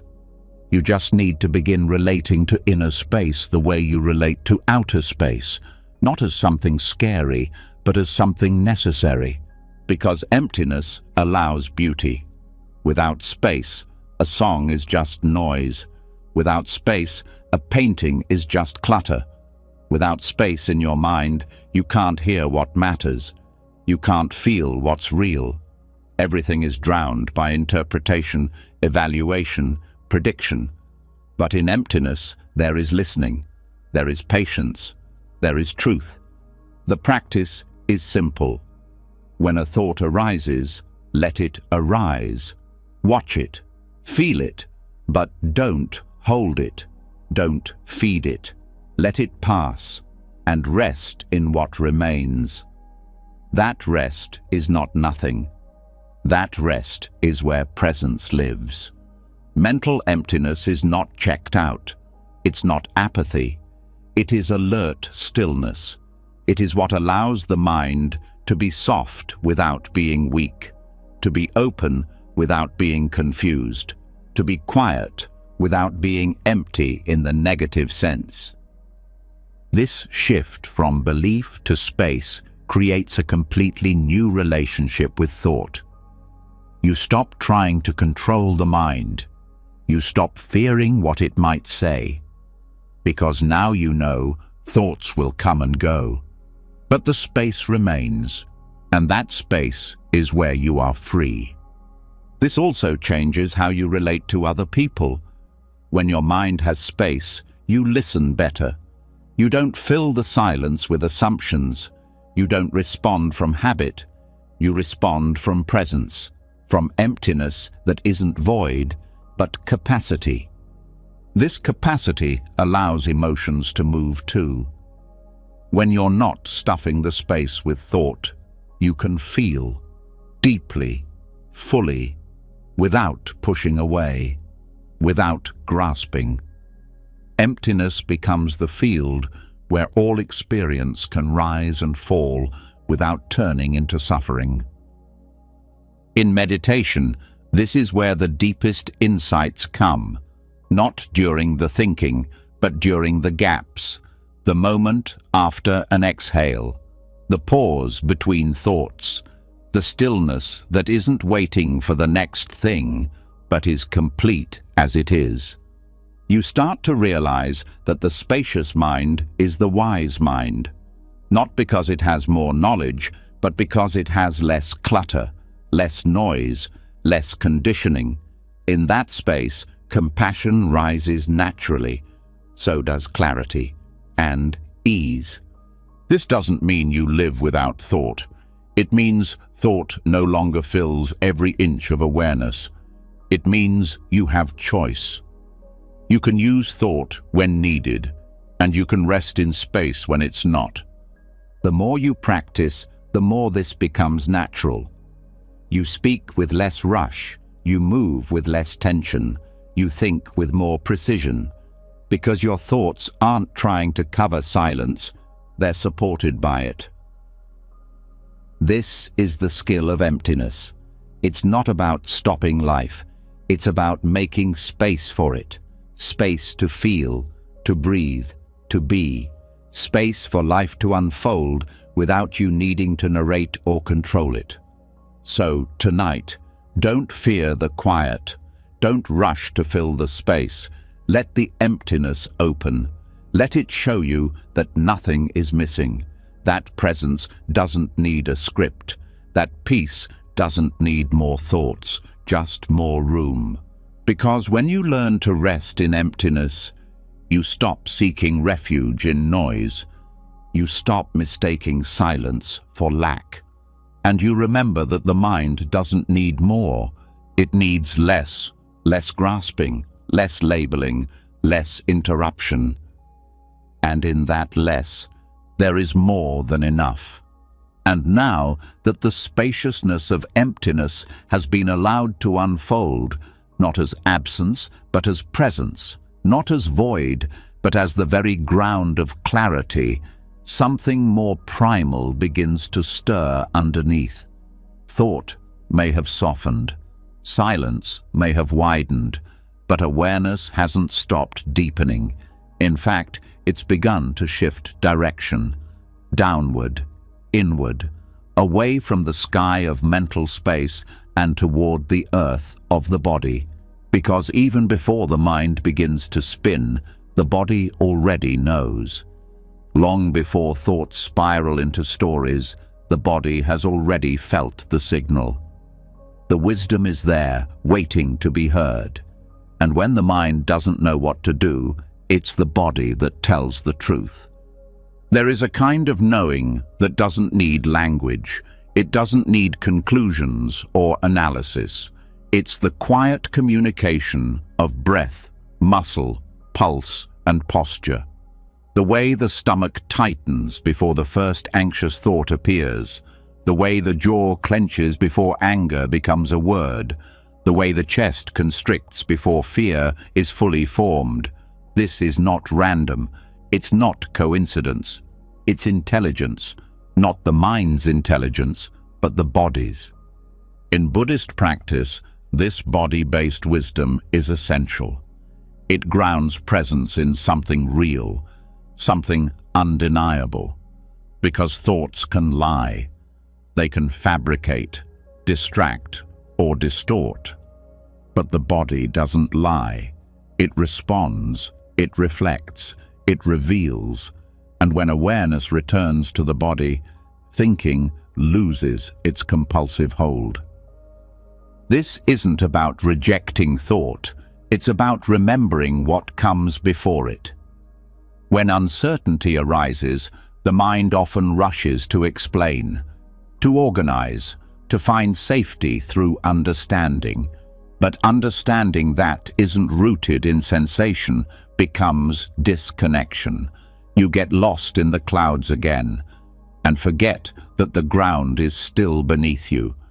The body is the ground, and mindfulness of the body is the return path. You return by noticing where the breath stops short, where the shoulders lift, where the hands curl. You return by scanning slowly, not to fix, but to feel. And in that feeling, thought becomes less urgent, because the body is speaking a language far older than words. And that language says, you are already here. Each moment you pause to feel your feet on the floor, your spine upright, your chest expanding with breath, you interrupt the loop. You interrupt the spiral of imagined futures and replayed pasts, because the body is always now, It can't be anywhere else. And when you return to it, the mind begins to follow. This is especially important when the mind becomes overwhelmed. Obsessive thinking is often a trauma response, a learned strategy for avoiding discomfort. But the body holds what the mind avoids. It stores the residue of what hasn't been processed, the tension of what wasn't allowed, the heaviness of what was never named. And when that residue is ignored, it leaks into thought. It turns into worry, rumination, repetition. But when it's felt, directly, gently, without judgment, it begins to release, and thought no longer needs to do its frantic work. This doesn't require a technique, just attention. Attention that is patient, curious, slow. You don't have to interpret the body. You don't have to understand every sensation. You just have to feel it, to stay with it, to let it move if it needs to move, to let it tremble if it needs to tremble, to let it breathe itself open again. When you train yourself to feel before you think, something changes. A space opens between the trigger and the spiral, between the uncertainty and the reaction. That space is the beginning of wisdom, not because it solves the problem, but because it reminds you that you don't have to react. You can respond, and response begins in the body. You begin to notice your own signals, the early whispers of contraction, the subtle signs of overwhelm, and instead of powering through, you pause, you breathe, you listen. That pause is not avoidance, it's presence. It's where the body gets to be part of the conversation instead of being dragged along behind the mind. And the more you do this, the more the body becomes your anchor. You no longer need to chase mental clarity in every moment. You begin to trust your sensations. You begin to move from intuition, not just logic, from grounded awareness, not just reactive thought. This is not spiritual fluff. It's biological truth. The nervous system speaks through sensation. It tells you when you're safe, when you're overloaded, when you need to slow down, when you're pushing past your own limits. And if you ignore those messages, the mind will compensate. It will try to solve what the body simply needed you to feel. This is why so many people stay stuck in overthinking. They're trying to solve a feeling with thought. They're trying to explain a contraction instead of softening into it. But the body doesn't want an explanation. It wants your presence. It wants your breath. It wants your willingness to stay without trying to fix it. This becomes a new form of mindfulness. Not just watching the mind, but inhabiting the body. Not just labeling thoughts, but sensing energy, temperature, texture, pressure, vibration, noticing what arises and what fades, without judgment, without resistance. Even movement becomes a form of mindfulness. Walking slowly, stretching gently, feeling the rhythm of motion as a way to reset the nervous system, letting physicality become meditation. Because sometimes stillness isn't what the body needs. Sometimes it needs to be felt in motion, to complete a pattern, to release a loop, to come home again. This is not a one-time shift, it's a lifelong practice. The mind will always try to lead, but the body will always know. And the more you listen, the more you trust. You stop needing perfect thoughts. You stop needing certainty, because you're anchored in something deeper, more honest, more whole. So tonight, when the mind begins to stir, feel the body. Before the thought, before the story, before the worry. Feel the feet, feel the breath, feel the chest rising and falling. Let the ground hold you. Let sensation speak. Let presence return. Because the body was never separate. It was just waiting to be heard. It was waiting to remind you that you are already here, already whole, already home. And now that the body has begun to speak in its own language, now that awareness has returned to the rhythm beneath thought, it becomes easier to see what the mind was trying to protect all along. Not just comfort, not just clarity, but something much more fragile, the self. That sense of I that has always been there, quietly claiming everything. My fear, my future, my sadness, my success. That voice beneath the voice saying, "This is who I am." But what if that voice is the very root of the storm? What if the self that clings so tightly is the one feeding the endless spin of overthinking? Buddhist insight invites a radical shift. It doesn't try to strengthen the self. It questions whether the self exists the way we assume. It doesn't say you are broken. It says you are misidentified, that what you're calling me may just be a bundle of habits, stories, fears, and memories trying to hold themselves together. And when that bundle starts to feel threatened, the mind gets loud. Thought spirals begin, not because something is wrong, but because the identity holding them feels like it's dissolving. Overthinking, in this light, is no longer just a mental habit. It's self-preservation. The constructed self depends on stories. It needs interpretation. It thrives on labeling, comparing, evaluating. It builds a sense of control through endless inner narration. And when that narration is interrupted by silence, by presence, by not knowing, it panics, it reaches, it grasps, it analyzes, not because the problem is urgent, but because the self needs a role to play. This can be seen in the way the mind reacts to uncertainty. A moment of pause is immediately filled with commentary. What does this mean? What should I do? How does this make me look? These aren't neutral questions. They're attempts to protect a fragile identity, to maintain a stable narrative of who you are, where you're going, and how others see you. But that narrative is not you. It's a structure, a mental echo of past experience. It was built over time, through praise and rejection, through trauma and success, through culture and memory. And because it was built, it can be deconstructed, not destroyed, not denied, but seen for what it is. A process, a pattern, not a fixed thing.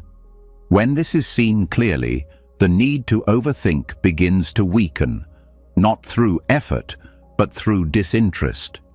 If the I at the center of the thought isn't as solid as it seemed, the thoughts built around it begin to lose urgency. The mind doesn't need to defend a self that isn't under threat. It doesn't need to solve a self that was never broken. This insight doesn't require deep philosophy. It just requires observation.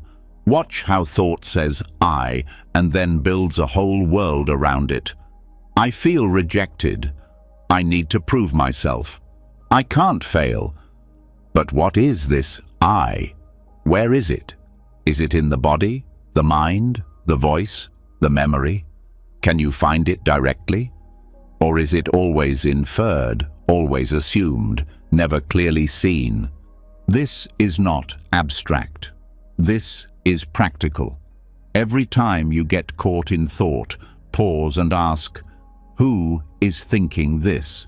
Is this a habit, a reaction, a voice from the past? And what happens when I stop feeding it?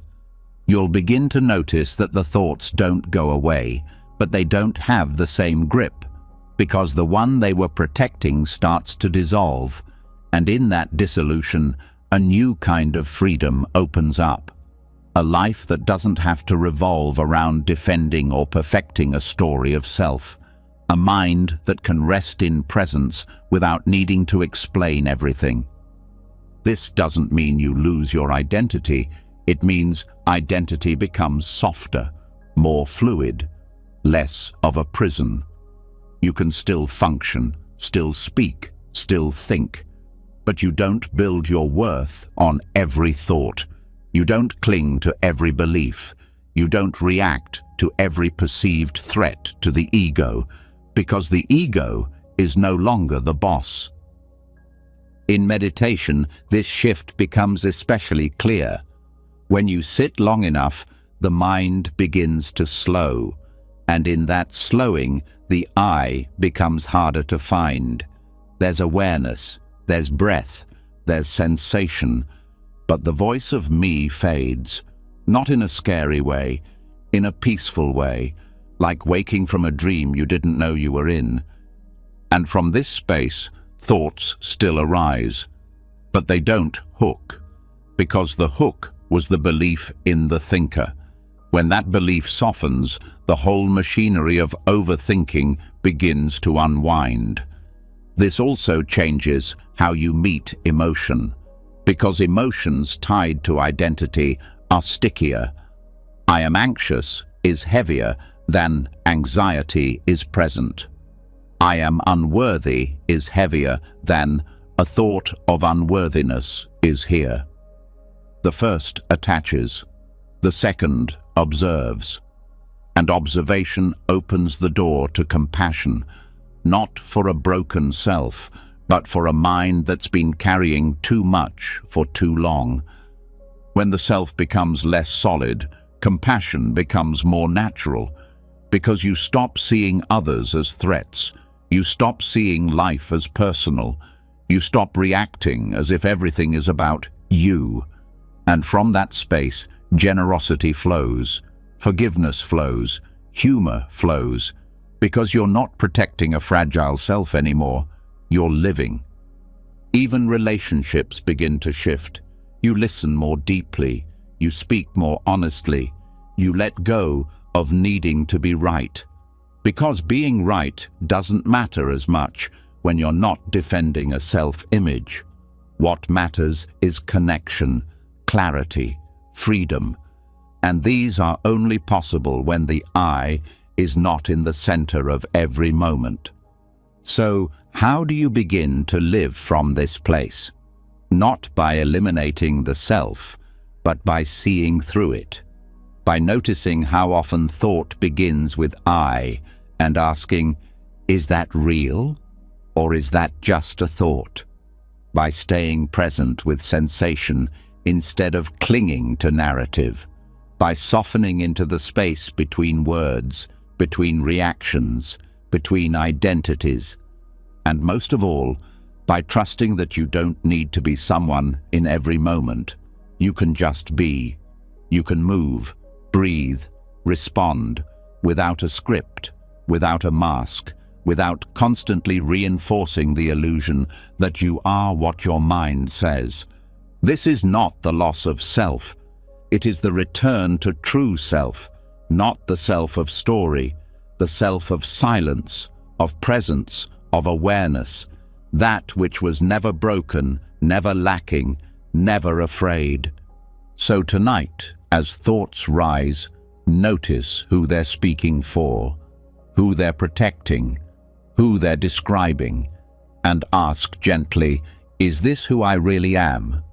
Or is this just the voice of habit? Because when the voice of habit fades, the need to obsess fades too. When the I is no longer the center, the mind doesn't need to spin. There is nothing to protect, nothing to prove, nothing to become. Only this breath, only this moment, only this quiet truth beneath the noise. You were never the thinker. You were the awareness that saw it all. You've just taken a journey through the deepest layers of the mind, a journey not to add more noise, but to dissolve it. You've seen how overthinking isn't the enemy. It's a signal, a symptom, a habit born from fear, from identity, from craving. You've traced it back to its root and discovered that beneath every spiral there is space, there is stillness, there is a choice.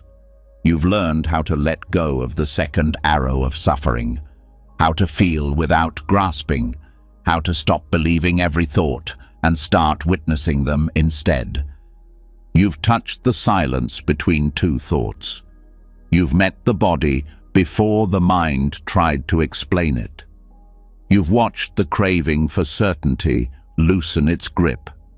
And you've come face to face with the self that tries to hold it all together, the I that feeds the loop, and felt it begin to soften. What you've practiced here isn't just awareness, it's freedom. And the best part, this peace was never somewhere else. It was never hidden in a book or buried in a mantra. It was here all along, underneath the noise, beneath the story, before the thought. Let this be your reminder. You don't need to think your way to peace. You only need to stop standing in its way. If this helped you, if something shifted, even in the smallest way, drop a comment below and write, "I'm done chasing thoughts. I choose stillness." That way, I'll know who truly made it to the end of this beautiful unraveling. And if you want more teachings like this to help calm your mind and free your heart, make sure to subscribe and tap the bell. Let's keep walking this path together. Until next time, breathe deeply, let go fully, and remember, you are not your thoughts. You are the peace that sees them.